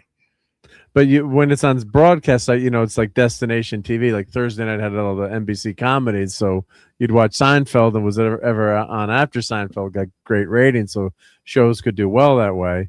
But when you're on streaming, you can kind of get buried pretty easily. Like Apple TV has their niche, with some of their shows, For All Mankind and Shrinking now, and what's the other weird show with when everyone goes to work in the office and their brains are split in half? Yeah, Severance, and so they've had some hits. They have shows for people that like to be strung along with mystery boxes for like 4 years, but it's not really my. I didn't like Severance actually. Yeah, everyone was telling me how great Severance was, and I'm watching. I'm like, someone said like, this is the greatest hour of TV ever. I'm like, I don't think so. The first season, the finale, but people seem to love it. But that show was driving me crazy. Yep. Cal says seasons Cobra Kai kind of jumped the shark, but still enjoyable. Plus, Kwanjai Singh was an awesome character. May he rest in peace. Yeah, they did a great job bringing back old characters and getting more points of their point of view. It was just really well done. But I did want to talk about this article briefly. But of course, we mentioned before Clint Eastwood turned 96 May 31st. Many expected Juror #2 to be a swan song. So he wanted to find the last project in order to be right off into the sunset with his head held high.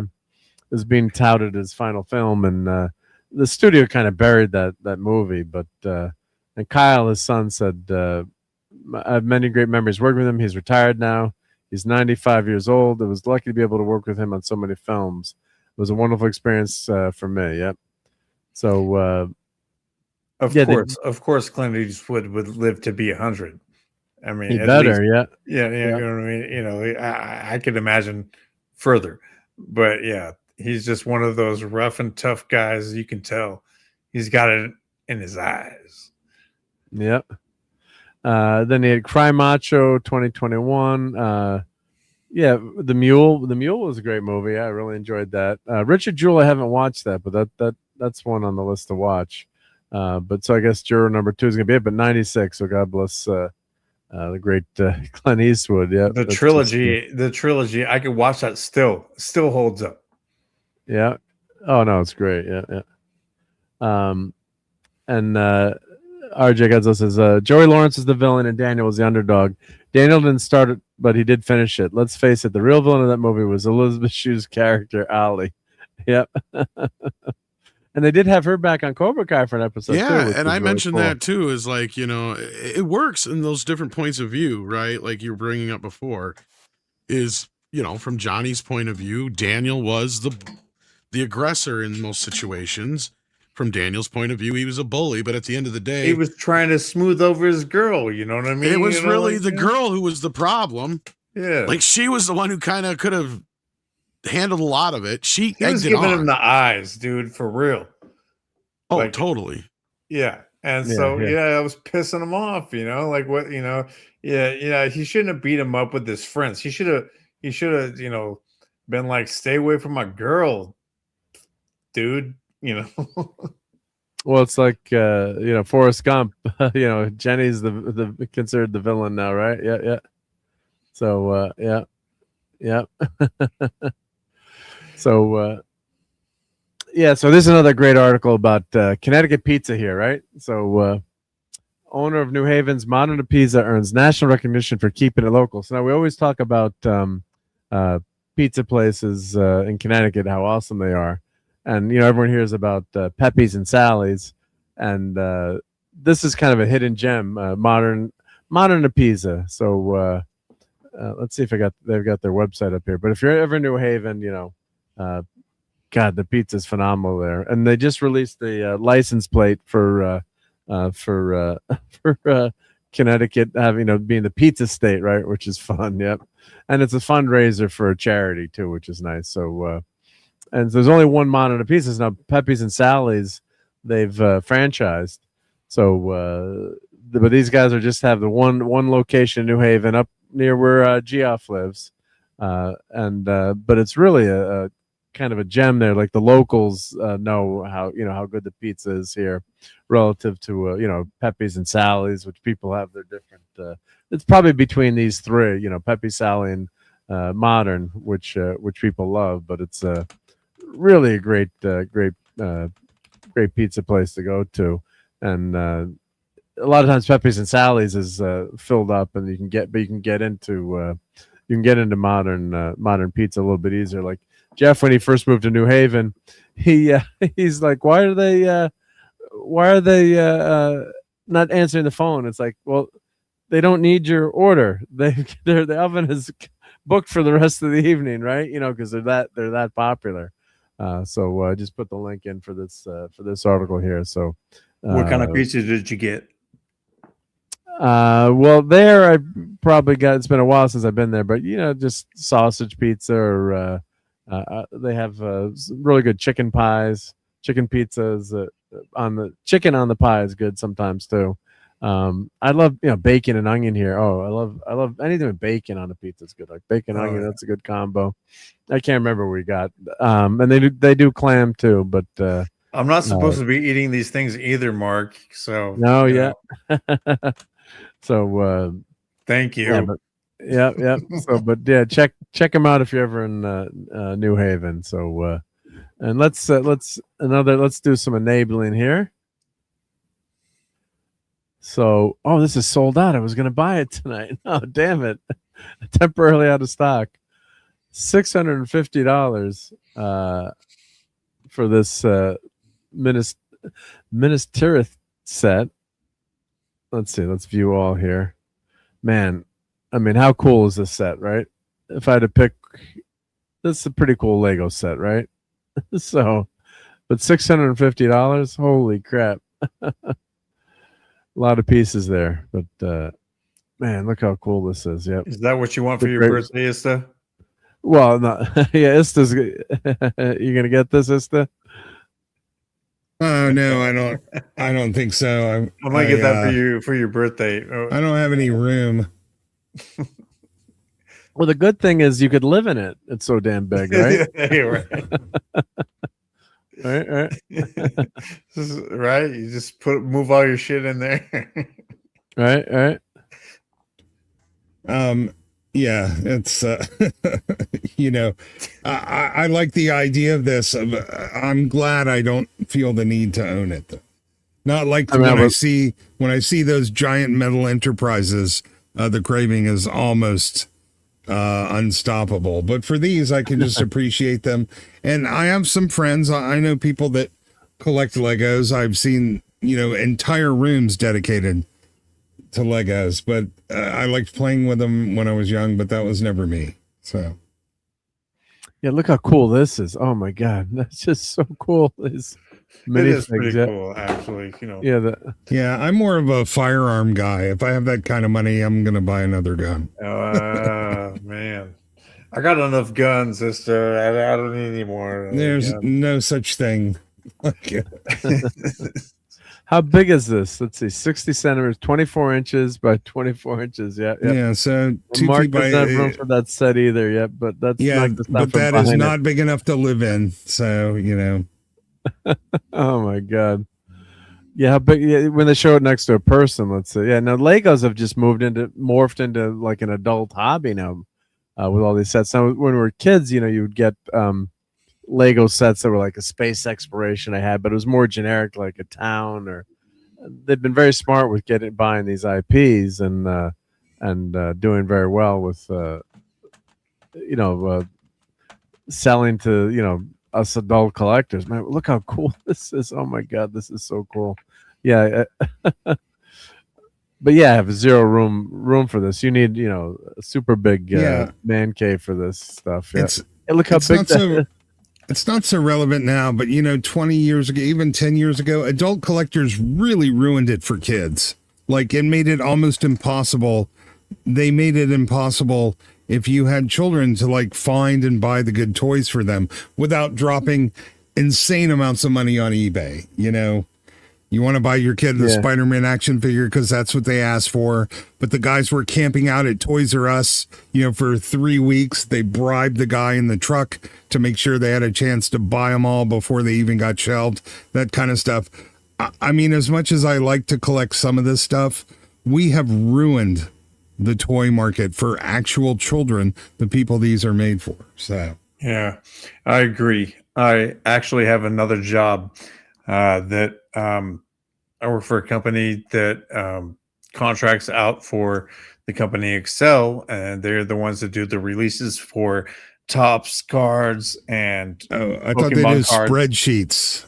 Pokemon cards. And then so what part of what I do for one of my jobs is set up the displays for Pokemon releases. And by the time that I'm done, it takes me an hour and a half or so, I set up these displays for Pokemon, and in 5 minutes they're sold out. And you know who's waiting? Old ladies and guys that are 35.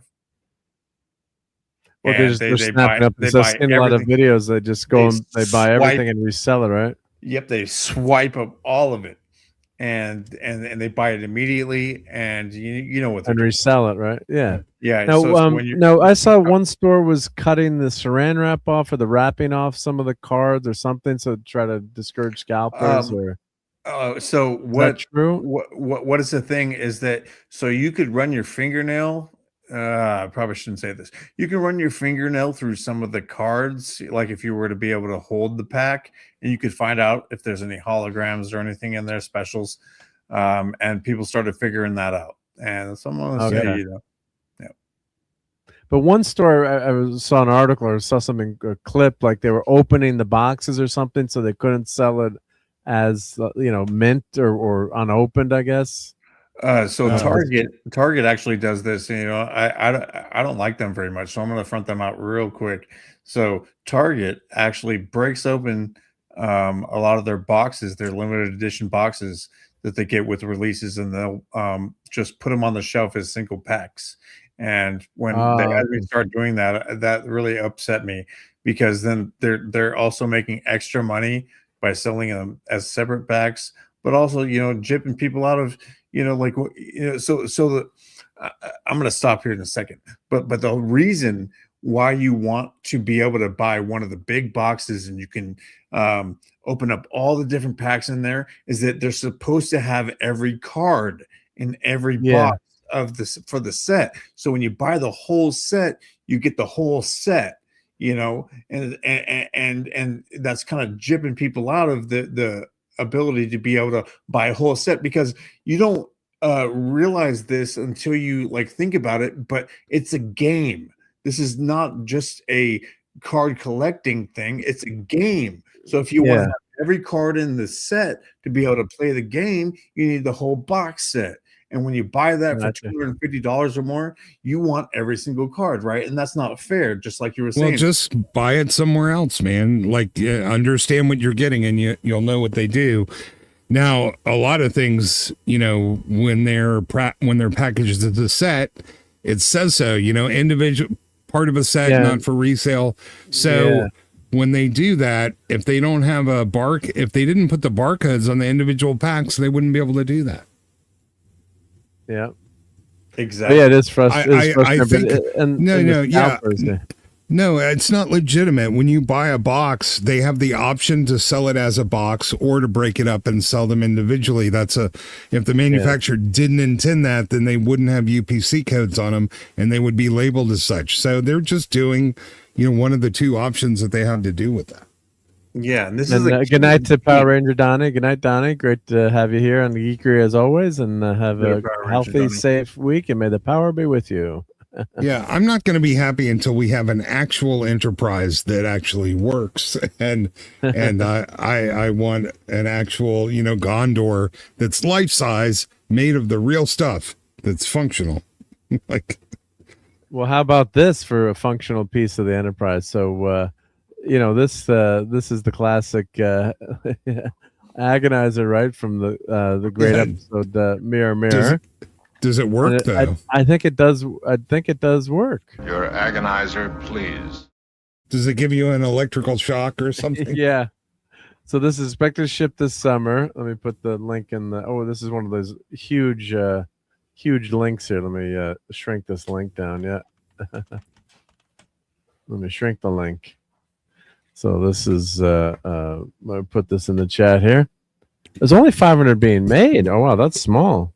And $200 is not a bad, I guess, not a bad price, depending on the quality of this prop from Factory Entertainment. They do make great stuff over at Factory Entertainment. So for people that don't know what an Agonizer is, like myself, because I'm an idiot. Nobody is watching Mark that doesn't know what that is, dude. Come on, let's be real. No. So it's compared to a phaser. Does that so this? It's from the Mirror universe when they get transported there, and it's everyone's a bad guy. Yeah. So that Spock is saying, I know what it is. No. Not everyone's a bad guy. All of the bad guys in the normal universe are presumably good guys. There should be plenty of good guys in the Mirror universe, right? So your Agonizer, please. So I mean, the whole Klingon and Romulan Empire should be filled with good guys. Yeah. So Spock is asking Lieutenant Kyle, who screws up the transporter, Mr. Spock, it wasn't made. So you put this device on your chest, and it's a huge pain inducer there. So it's one of the classic Star Trek props. I do have a longer version of the clip here. I'm assuming it makes sounds. Let's see. Well, I never watched Star Trek when I never looked and said, man, I have to have one of those. I did that with the phaser. I did that with the communicator. Yeah. I did that with the medical tricorder, with the regular tricorder, with the medical scanner. There's certain ones that just sort of, pop my gear porn gene, and others don't. And this one never really did. But, if you like that thing, awesome. It's $200. It's relatively cheap compared to most collectibles these days. Yeah. So let's see. The original prop was, made. I skimmed too fast here. So if you, the original let me just read it. Yeah, it was simple in construction, carved from wood, like most props. Yeah, finished with paint. Suggests advanced 23rd century technology. They're purely visual elements and no functional components. So yeah, they didn't really agonize you.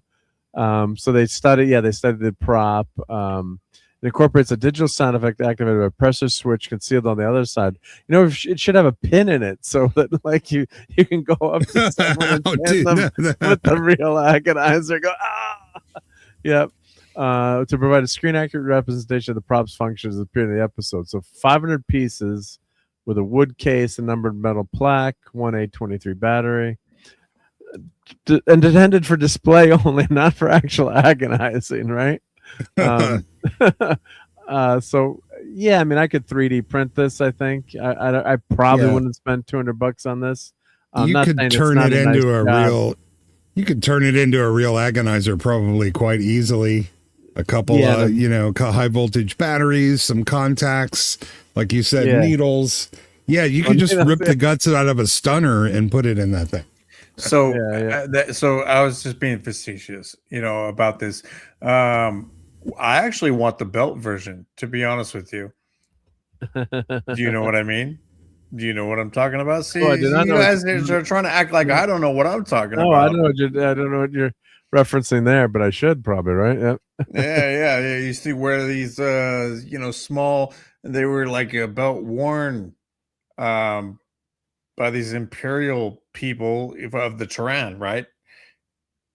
That's how they first got them. But then, okay, guys. For the first time in my life, I feel smart. There you go. Yep. Oh, and Mark's 47 is saying, "Oh hell, that would be easy to make." Yeah, I think it'd be relative, especially with 3D printer tech now. I think I probably can find one on MakerWorld or somewhere. Yep. But and Ironholic, if I'm, I have no deck. Yeah, I can't see tonight. Yeah.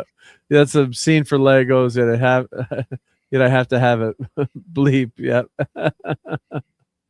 Yeah, Mark's 47. I could make you a working one. Yeah. So for $200, it's if this was like a $40-$50 like Playmates thing, fun for the kids, right? But unless I guess part of it is they're assuming that it's like limited edition collectible. It's gonna go up. Yeah. So yeah, and hail to Davina Duckworth. Great to see you. Yeah. Thank you for stopping by Sunday Night Geekery. Yep. Let me catch up to the chat here. I think a true agonizer have been insert episodes of New Trek into your mind and force you to watch them. Yeah. Well, here's hopefully they're going to come out with a glitter bomb. Great, glitter vomit. Great, glitter vomit. Don't even remind me. Yeah, so we have a character that vomits glitter. So this thing was supposed to come, with a holster. The agonizer or the the agonizer is supposed to be worn on a holster, and let's see. Let's Google Star Trek agonizer. Yep. And then the booth that you went to, the agonizer booth. Yep. So I just found that out, but that's where I know it from. Is this it's like a gun? You like pull it out. It's not a phaser. It's got like a knife inside of it. Oh, okay. Yeah. Let me play the clip where get the. Let's see if I can. Hold on a second. I knew. So I went and did I went and did my own research and back into it, and I was like, you know what? I know what I'm saying is correct, and it is. So here's Lieutenant Kyle getting the agonizer on here. Yeah, I tried everything, Mr. Spock. So it comes off the belt there, like you say, and then they put it on you, and then you get agonized. Yep. Yeah. I was like, I remember that belt. This is like something about a belt. Yeah. So let's do a little segue into a little foodery now. Let's see if I'll pull this up. But yeah, I don't know if I would buy. I think in the chat everyone's saying, yeah, wouldn't have. Probably not buying this for 200. It's a cool idea. It's fun, but I think that's probably why they're only making 500 of these too. So let's head to let's do a little foodery here. Let's start with let's see here. Let's get this tab over here. Yeah, so Headcase, are you talking about Day of the Dove where they used the same prop for the Klingons? Son of a gun is the Phobos. I just shut that tab. Hold on. Because it wasn't an agonizer, but it was the same prop, and I think they used it on Chekhov. So yeah, it they looks like reused a lot of things. Yeah, you reused a lot of things. So they're wearing it on a weird chest strap, and then they pull it off the chest strap. But then there's there's daggers. Okay, I see. Maybe I'm seeing what you're talking about. So there is daggers that they've made as props that are knives hidden in them. Is that what you're talking about? No, not really. It's just the prop that they used for the agonizer was also used by the Klingons as a pain device that they regularly carry around.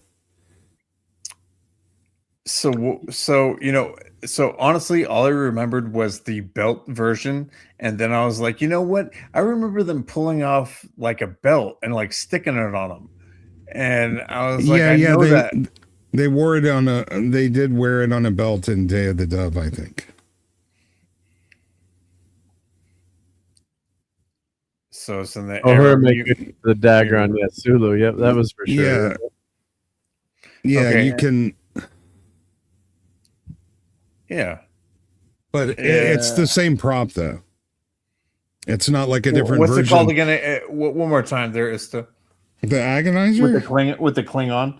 They didn't really give it a name. Yeah, it was just a Klingon. Day of the Dove, yeah. Klingon Day of I'm saying the That box. was the entity was making everyone fight each other. Yep. That's just the box is just a collector thing. So. Yeah. Man, that looks like a really good steak. I'm like trying to type in Klingon Day of the Dove. So this was got a new grill too, which was awesome. Pre Father's Day birthday gift. So this was So this is really nice cut of steak. Yeah, it was. I think it was. What did Davini in the chat? A similar device was used by Hassan Piker on his dog. Yes. Yeah, what a bastard. Yeah. So and this was actually kind of healthy. This is my healthy version of French fries. So sweet potatoes chopped really thin, and then you can put it in the oven. You have some olive oil. So that's and we got some healthy spinach and mushrooms there. Yep. And then of course if you ever been to Restaurant Depot, I was showing this on Dadman stream last night. Look at all the Krispy Kremes there. What would Homer Simpson doing here? Right? What would Homer do? Yeah. But Restaurant Depot has ruined restaurants because they all serve the same food now. Well, then they bought out another restaurant supply chain too, which is not good either. So they kind of monopolized the industry. Yeah, I mean that's why we rarely go out to eat anymore. Besides, the food cost is that unless you're going into a really expensive place, the food just isn't that good anymore. Well, it's all coming from, and I love Restaurant Depot for like doing a barbecue or, but it's bad when anyone has a monopoly. But like if you're buying like in bulk, it's like all the stuff you can get in bulk. Yeah. It's if you've never been in there, as just a regular consumer. It is. Yeah, it's part of the in-shitification of the consumer experience. And fresh chicken paws. I was in Costco, and I'm like, chicken paws. Oh, chicken feet. And I know people like them, but I didn't buy any of those. Yep. I did buy some Motor City pizza though. That was really good. I had that on Toxic Tuesday for the evening. Yep. Homer's fat into the donuts. Yeah. And RJ said, OMG, good looking steak. Yeah, that steak came out really good. Yep. Thank you. Yep. Actually, I do have a couple more videos of that game. Okay, so after doing an abnormally large research of this, there is no Terrain Empire Agonizer knife. What it is that there's a triangular Star Trek TOS inspired dagger that looks almost exactly like the Mirror Universe Agonizer, and you can hold it on your belt. But everything else that I found is true to this release, and aside from the Agonizer, it used to snap into a belt Did you see that as the Phobos, right? That you saw that it had like a back end to it, and you could snap it on a belt if you wanted to, just to look cool. Yeah, but that's just something somebody made. That's not actually from the show. They usually use Velcro on the show. Yep. And this is my daughter making us Mexican street corn. So, hi Nicole, don't kill me for showing your picture, but she's like, I'd like some Mexican street corn tonight. And so, and there's some nice salmon we did. And Alaska Jeff was drooling over that. Dadman does not like salmon, so we're joking about it last night. I love salmon. God. I love salmon. So there's the Mexican street corn that we made. Really good. I love adding extra calories to the corn. Yeah, yeah. And fantasy, those chicken feet are less for cooking, more for voodoo. Don't get mad at them. A lot of Marc D dolls with pins in them. Yeah, don't attack me, bro. Yep, yep, yep. And see how healthy I'm getting. So, some artichokes here. So good, good stuff. Yep. And he was talking about the fresh Krispy Kreme. If you were ever near a place where they made them, stand in line at 4 a.m. They're coming fresh, hot out of the oil. There's nothing quite like it. That was my high school. I used to wait for like 2 hours in line, and everybody was in my high school wanted these 59-cent donuts. So that doesn't look healthy. Now this was, I splurged. I'm down about 50 pounds now, which is good. So, but I got to keep going. But I'm like, I haven't had ice cream in months. So I got to have some ice cream. So it was peanut butter. It was peanut butter ice cream with chocolate chips, and of course I got peanut butter sauce there. Oh, I love peanut butter. I like peanut butter sauce. I just love. Yep. So that's yeah. That is a deluxe sundae. That's just I'm thinking like an ice cream is like a tiny basket Robin cone with a little ball of vanilla on it. That thing is. Yeah. So this is Jenny. Was it Jenny's ice cream? My daughter was telling me about it. Yeah, Jenny's ice cream. There's so many like fancy dancy expensive ice cream. So they got this peach jam ice cream. And I of course went with the peanut butter flavored one. Yep. So at least the good thing is you're buying like a small little container, so you can't have too much. Yep. Yeah. That was salted peanut butter with chocolate flecks. Oh man, that was damn good. Yep. And there's my Smucker's peanut butter low calorie topping. And it's actually peanut butter flavored topping. So who knows if there's any peanut butter? Mark, come on, man. That's not low calorie. yeah. And then, I'm about to call you out on that one. Yeah, all right. Fake news. Yeah. And then this was went to a Mexican restaurant for lunch. This is some shrimp taco salad, I guess. Yep. So I'm trying to show some healthy stuff now. That was really good, actually. That was good stuff. Oh, I bet this is so that shrimp cocktail and these tacos. That's my jam right there. Like this is irresistible to me. I could eat three courses of that. Yep. And Paulie was telling me the hard taco shells were invented by gringos, so you got to have the soft taco shell. So thank you, Paulie. Yep. I never knew that. Yeah. And why not just microwave actual peanut butter? It just doesn't. They put like this one's got all the extra chemicals in it. Well, Baskin Robbins has peanut butter sauce too, and Friendly's did. It's a thinner consistency. You can make it, and you just add sugar to it, I guess. But yeah, here's that taco salad again. But I don't know. I just like it. Yeah. Good point, Phantom. Good point. Yep. Well, if you go to Restaurant Depot, you can buy I used to buy the whole Reese's peanut butter sauce, because they sell stuff for Sundays, and my wife, every time I go there, she's like, and don't let me catch you bringing back the 5-pound pail of Reese's peanut butter sauce for your ice cream. Krusty Krab pizza is the pizza for me. This was the Detroit pizza. Oh, man, this was good. This was good. So we had this on Toxic Tuesday. The assignment from Nick was to eat pizzas. So during the show, and there's just some cheeses. My wife went to some cheese tasting. Let's see. And this is we're going through my toy collection. I found, of course, my kids are like, we're going through the attic, like trying to clean everything up, and they're like, you saved the waffle boxes. I'm like, but they're limited edition. I know that they're like the 2009 movie, but So they with 25 different images. So it says with Star the wa- Trek on it. Yeah, it says Star Trek. So I saved the. Of course, it's and they're like, "Did you save any of the waffles?" I'm like, "No, but I don't remember them I tasting." ate all the waffles, but I'm keeping the box. I kept the box. Yeah. And PVFS says, I used to buy the peach cobbler ice cream here. H-E-B in Texas. Talk about the downsides of regional store exclusives. Yeah. And Darren's favorite is pecan butter tart ice cream. I'm open to trying That's pretty so much any funny, ice Mark. cream. Right, you ate all the waffles, but and then you keep the box too, so they don't they get none of it.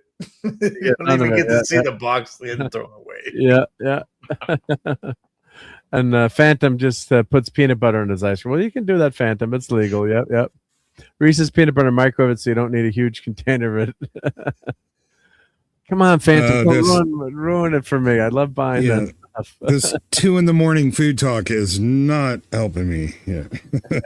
Fruit Loops. I have Fruit Loops, unopened Fruit Loops from when Star Wars came out. So this was they gave you for episode 3, and this was these really awesome. I still have a bunch of them. I think they would get wet with the milk and stuff, but it was a lightsaber spoon. So you put the batteries in here, and then the spoon would light up like a lightsaber. So I saved all this episode 3 stuff. So if you watch the member stream I did during the week, you can see all these toys. But I'd saved all this swag from episode 3. So I don't think those Fruit Loops are safe to consume anymore. They're probably, what year was it? What year did episode 3 come out? Let's see, it's a year on here. I mean, it's like You're fucking with me right now. 2003 or 4. Wasn't it? Right? Yeah. So there's 20-year-old 23 years old cereal. Fruit Loops. Yeah. So there's some people that do eat like old food. I don't recommend it, but yeah, like starving people that don't have a choice. No. You'd be surprised what people eat. Well, there was a guy he opens old MREs and he eats them on screen with like MREs from like World War One and stuff. It's like, oh my God, yeah. And thank you, Darren, for posting this. Yep, please like and subscribe. Yeah. And when I was a kid, we used to eat World War II C rations. So those. Well, they were made for that exact reason, for you to be able to eat them years in the future. Yeah. MREs are not. They are not made to last all that long. Couple of years, I think. So these guys were trying it. So yep. But then I think that cereal, you could eat that cereal, bro, and there would be no problem. I almost guarantee there's so much preservatives in there. You'd be fine. Yeah, it's probably true. It's just it's basically sugar and sterilized flour. But what's funny is a couple of kids camping, opening up C rations and getting their little 3-pack of cigarettes and matches. That was always funny. Really? Yeah. Were those in MRIs before? Well, they were called C rations, and cigarettes in them, right? Yeah. Cigarettes, chocolate, matches. I mean, I'd be willing to bet that you could probably smoke tobacco for 100 years and you'd still be fine. Well, I know you can drink some very old liquor because I was in a position where I had to do that. So, yeah, well, I would call my aunt smoking with her oxygen mask on. I can't tell. Maybe not a good idea. Like I surprised her, just stopped over. But she like I had to tell everyone, tell her daughter, like maybe tell Aunt Dolly not to smoke with the oxygen mask on. It's not so good yet. I wonder if that's a generational thing, because I had a few aunts who, smoked while they had emphysema and needed oxygen. They just refused to stop. From The Simpsons? Oh, yeah, Patty and Selma. It's like, Homer, you had it set on whore. Yeah. They're like, what's really good about smoking cigarettes is you get to keep smoking cigarettes after you smoke another cigarette. All right, well, we hit the 3.5 hour mark, so I think it's time for everyone to get to bed. It's what time is it for me here? Yep, it's 2 a.m. Late. Yeah, it got late early, as we like to say. So want to thank Michael Jackson, aka Tom, I want to thank the Real Head Case. I want to thank. Woo. Yeah, Mr. Phobos. And I'm just gonna pop on Kremlin. out because I really I need to I do get a to few sleep. things before I go to bed. So no time to You're gonna linger. go But eat. guys, it's You're been going to fun. eat. That's none of your business. Tell me, All right, guys. He's gonna eat some cigarettes. Good night. Good morning. I gotta crank up the grill, man. I'm craving a steak now. I'll talk to you guys soon. Bye. All right, Bye, chat. Thanks for hanging out with us. Thank you. Yep. And So- well, let's Yeah, thank Tom. What's up?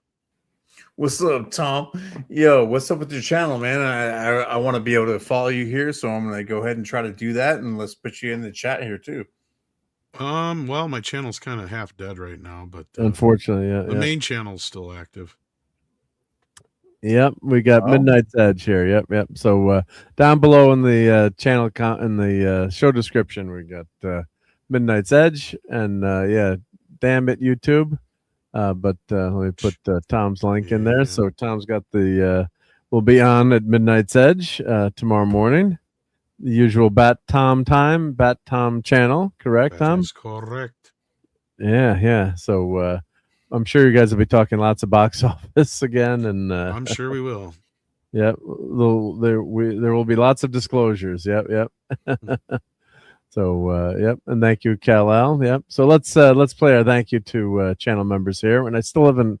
I'm a bum. I still haven't had a chance to update everyone. You know, all the memberships that were given. But let's play the thank you, and then we'll go through the list here. But I got to get that by next week. Got to get all those channel members up there. All right, here we go.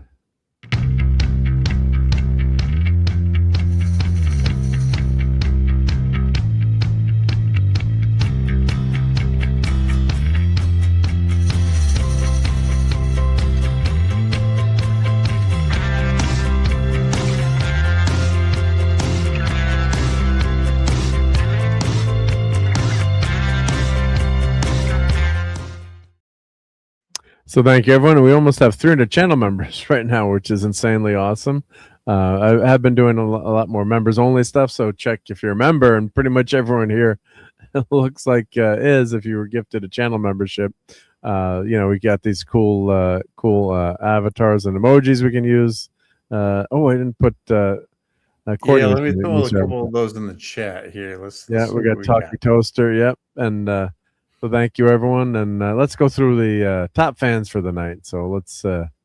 Wow, a lot of people. Wow, we got 43 people. So I have no dick. The Geek and I, Nico, Polly's Minion, Claude Saling, Tim Hayes, Davina, Tetrarch of Apathy. I don't share my data. Mr. Milk Toast, Mark's 47, Dale Rodriguez, the PVFS, Tomahawk, Darcipio, Tim, 6, Maddie's Daddy, TZ, Brian Hepburn, Darth Plato, Radioactive, Admiral Teague, DJ Play Nice, Cabe Levine, Brian Parth, D. Bud Martin, Krimlon, Corey, Sashi, Phantom, Donnie, Lemon Pie, Real Head Case, Kal-El, Cypher Chaos, Gilly Chow, Istaphobos, RJ Godzilla, The Stream Element Spot, and JT Kirk. We're top fans on the horizontal. Now let's get vertical. We also had KJ Cowboy Dan, Tomahawk, Claude, Cy, and iLord, and Darren on the vertical side. So always like having new people discover us on the verticals. We're a little bit skinnier there. And let's see, what else am I missing? Oh, let's go through our super chats tonight too. I think we had JT Kirk with the awesome Big D energy. So thank you, JT Kirk, for that. And Mr. Milk Toast, a couple highlights here. Justice for Moss Man, right? Yep.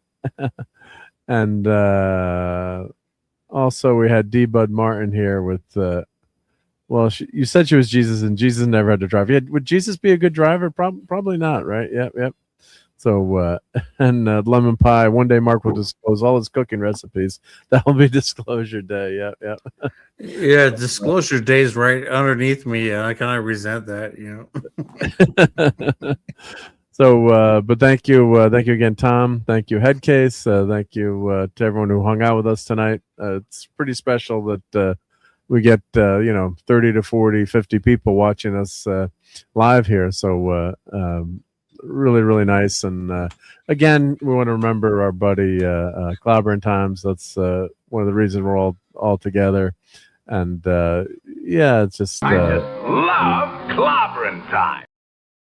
it's a bummer. We miss him, but we keep his memory alive here. So and check out Clobby's channel. There's so many awesome videos there. If you haven't had a chance, there's some shows still I haven't watched yet.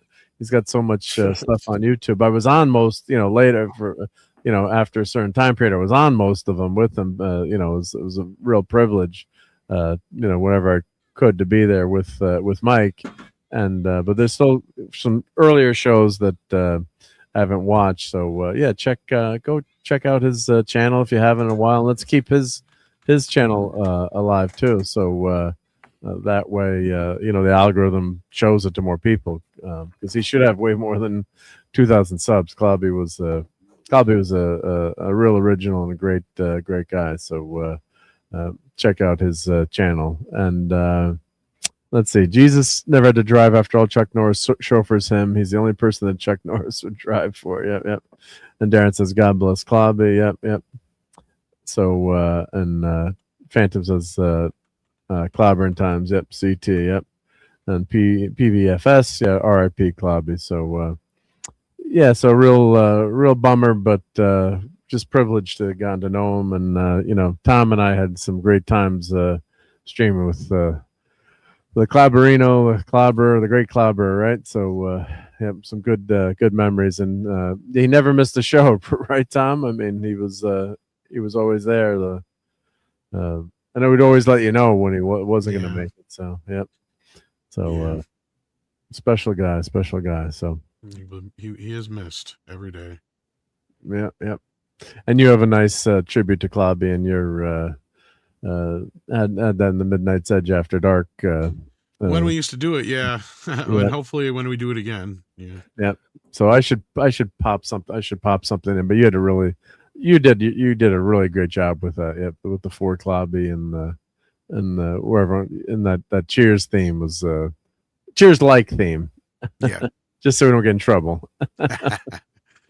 Was really good. So, but yeah, and RJ says RIP Clobby, we miss you. Yep. All right. So thank you again, everyone. Streaming for the week, I've got Toxic Tuesday. Tom, do you remember what the movie was on Tuesday? You normally are the one I ask. I don't remember. Yeah, I can't remember what the hell. I can't remember what the hell it was. But anyway, come watch us on Toxic Tuesday. It doesn't matter what the movie is. We have fun, and we had that 5-year anniversary show, which was unbelievable. We were doing Toxic Tuesday for 5 freaking years. So I guess do we have a contract where we could be in the nursing home and still doing Toxic Tuesday? Maybe. I mean, yes. Sorry, the nurses here. I can't I can't talk right now. Yeah. Geez, get to sleep, you guys. At Maddie's and Daddy's in California, so it's 3 hours earlier. Yep. Yeah, we're trying to do a little bit of engaging for a moment. Sure. Yep. Yeah, buddy.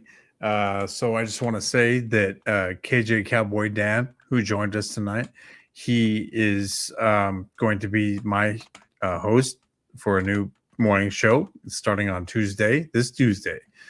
Awesome. And go ahead and check us out. It's called Morning Dive into Coffee. And we're going to be starting a new morning show and a evening show on Tuesday. So we're going to really rock it on Tuesdays. So if you want to, check me and KJ Cowboy Dan and the Headcase, you can subscribe to me and him on YouTube. I go by at the Real Headcase and KJ Cowboy Dan. Thanks, guys. So which channel is it going to be? Is it going to be on your channel or? It's going to be on KJ Cowboy Dan. Oh, so let me get KJ. Let's see. Let me get KJ. Yeah. If you wouldn't mind giving him a follow and maybe me a follow if you haven't done it before, we'd really appreciate it. We're trying to get up to monetization, and You know, I met somebody who's almost exactly like me, KJ Cowboy Dan. He's a really cool guy, and we're going to be having special guests that you guys know here in the future. That's why when you asked me last time if I had something in the works and I just didn't want to expose it yet, now we're doing that, and you'll start seeing, you know, and you as well there, Mark and Tom, if you guys wanted to be able to join us, you know, for a cool morning show on a Tuesday, we would love to have you there. Can you put the link in the private chat so I can throw it into the for everyone? I'm trying to find What the time channel. is it on Tuesdays? It's going to be at like 8 o'clock Eastern, or I'm sorry, 8 o'clock West Mountain Time, Pacific Standard Time. Wow, I'm an idiot. It's so I live on the West Coast, so it's going to be about 8 or 9 o'clock in the morning on Tuesday mornings, and so you know, if you live on the East Coast, it'll be 11. So not too early if you're on the East Coast. No, not for you guys. No, I'm going to wake up early in the morning and we're going to do it. KJ Cowboy Dan's a really cool guy. He's helped me a lot with you know, trying to get people like Tetra of Nerd Archaeology in with us, Lieutenant Kirakitra in there. We're really going to get going on, and you know, some of the people that you know I've already talked to about this, and I would really be appreciative if you guys would like show up, you know, just talk, you know, some morning talk with you know, having a coffee, morning dive in the coffee. So let me go ahead and put this in there. Yep, you throw that in for us. Yep, and I'll make sure I save that. Yep.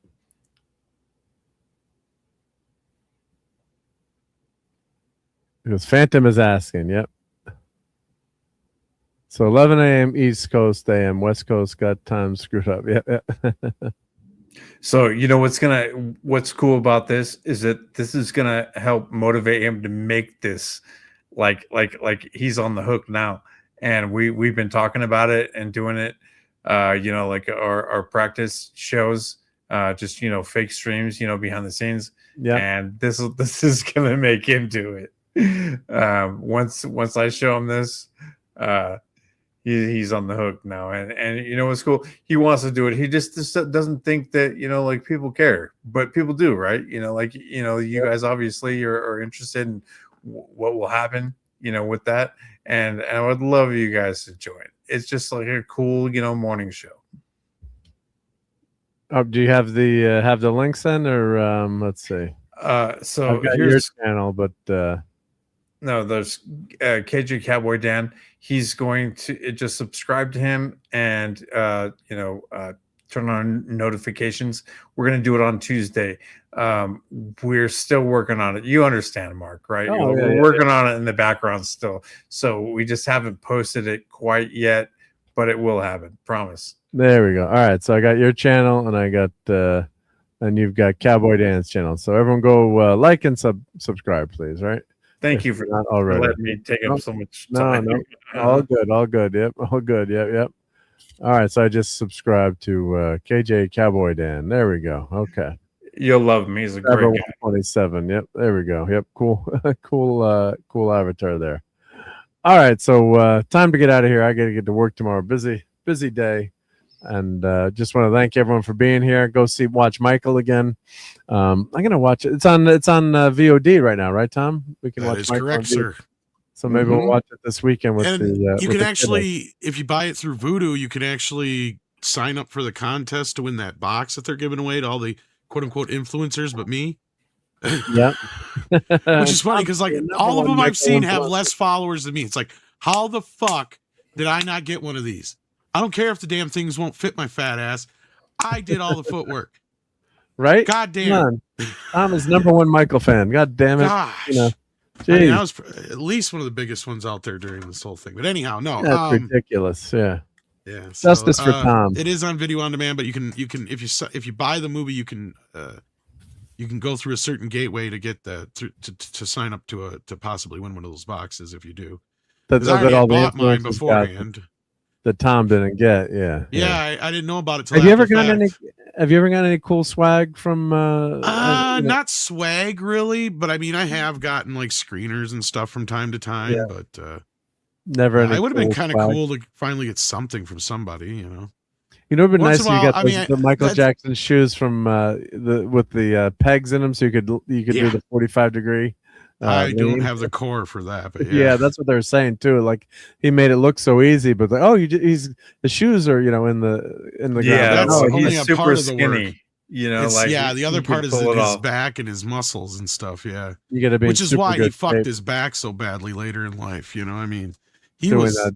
That's why yeah, he was always on so many drugs all the time. Is because he was in such pain all the time from what he put his body through. From that video or that specific one, or just in general? No, just in general. All I can the shit that imagine, he though, had done Tom. to his body. Yeah. Yeah, Tom, he was really doing that. That's not good for your back at all. That's just one of the many things that he had done to himself. I mean, not to mention all the accidents he had throughout the years too. And moonwalking in the spot, you know, like if you were to moonwalk in space, that's super hard. Moonwalking, you know, like just side to side or whatever. I've tried it, you know, it's okay, but doing it just in one spot like that'll tear you up. Well, and that's the thing. Right. I mean, he was very disciplined, and he put his body through so much shit for so long that, you know, he just kind of got to that point where it was just like he couldn't really do it. Like near the end, he was in such rough shape. That's why he was on so many drugs. But yeah.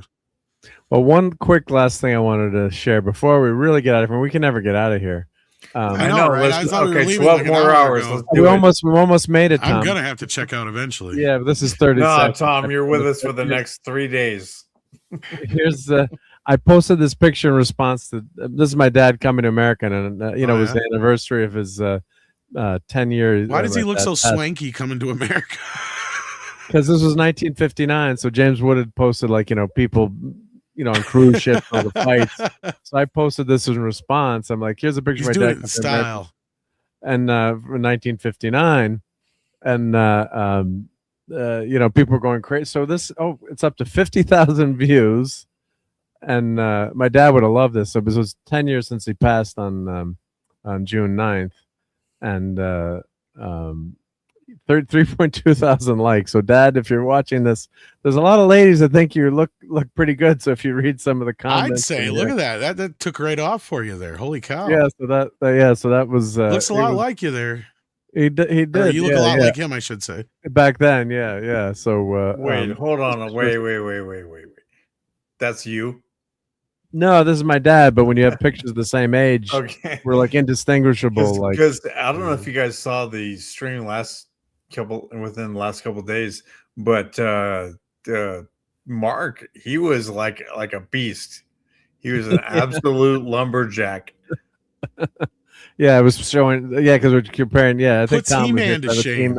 putting him into shame. But it was just fun. My dad was just smiling at this one. It's like there's a bunch of comments with there's some of the ladies here, like which is kind of fun. So I have to show my mom. But yeah, that's kind of fun. That's got 50,000. If I had posted that, it would have never gotten. Because under James Woods, who gets gazillion, he's got millions of followers, but it kind of took off. So I'd found this photo in my dad's slides. And it's pretty wild that they have such a nice picture. But of course, he was coming to America, not like Eddie Murphy coming to America. It was not royalty, but working for a camera company in Switzerland. He got sent to America. So I'm assuming his buddy, they all were camera nerds, and so the guy who took this picture did a really nice job. That's such an 80s photo for sure. Well, this is 1959, actually. Oh my God, we're really 1959. That's Yeah, a good photo. 1959. That's what I was saying. Yeah, I mean, yeah. It looks good, but he looks good for the time. Like, Yeah. I mean, yeah. shit. So someone's like, "Oh, your dad was Cary Grant." Yeah. So yeah, we should go back there. And we would it's like wear poor people cool dress like suits. that. Then no, right? Yeah, no, but he wasn't. He wasn't. Wasn't wealthy, but he was Well, just. no, he's an starting immigrant. out. Like you said, this is him coming to Immigrant. America. So, He like, dressed yeah. up. He wore a tie. He was in the Queen Elizabeth, Queen Mary. We should go So back to James that. Wood. James Wood was saying, yeah, we had a dress code, and he said the first time he bought, with his first real acting money, he bought a first class ticket in the 70s on the Queen Mary, Queen Elizabeth, basically the same ships, and he said it was a wonderful time. So, but I thought that would be fun to show when Dad would be smiling knowing he got all those likes. So now let's get the hell out of here before I fall asleep right on the stream here. But yep, yeah, I could have played He-Man, I wish. Yep, but yeah, R.I.P. Papa C. Yep. So Dad's looking down and having fun with that one. So it's worse with his French accent too. I think that helped pick up the ladies too. So, but Yeah, no shit. yeah, he looks like a secret agent. Yeah. So, so thank you again, everyone. Great hanging out with you all. I'm gonna pull us out. We're gonna play some clips and get on out of here. So have a healthy week, everyone. Happy Father's Day next Sunday. But we'll be back on Father's Day to wish everyone happy Father's Day in person. But all right, everyone, have a good one. Take care and have fun storming the castle. I just love clobbering time. Women! There's only one thing I want to say to you, Commodore. You're a dumbass. He plays with toys, It's a model. with little figures. I like you a lot. Your move, creep.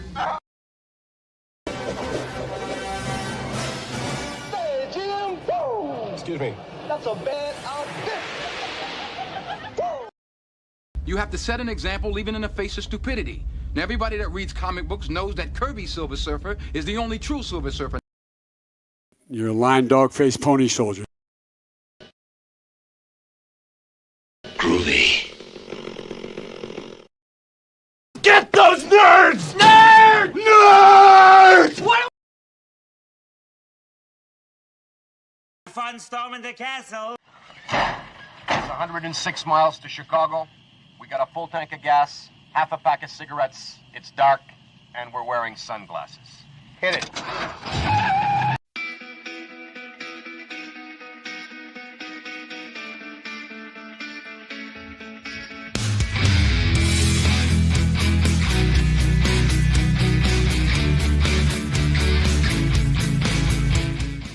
You're still here?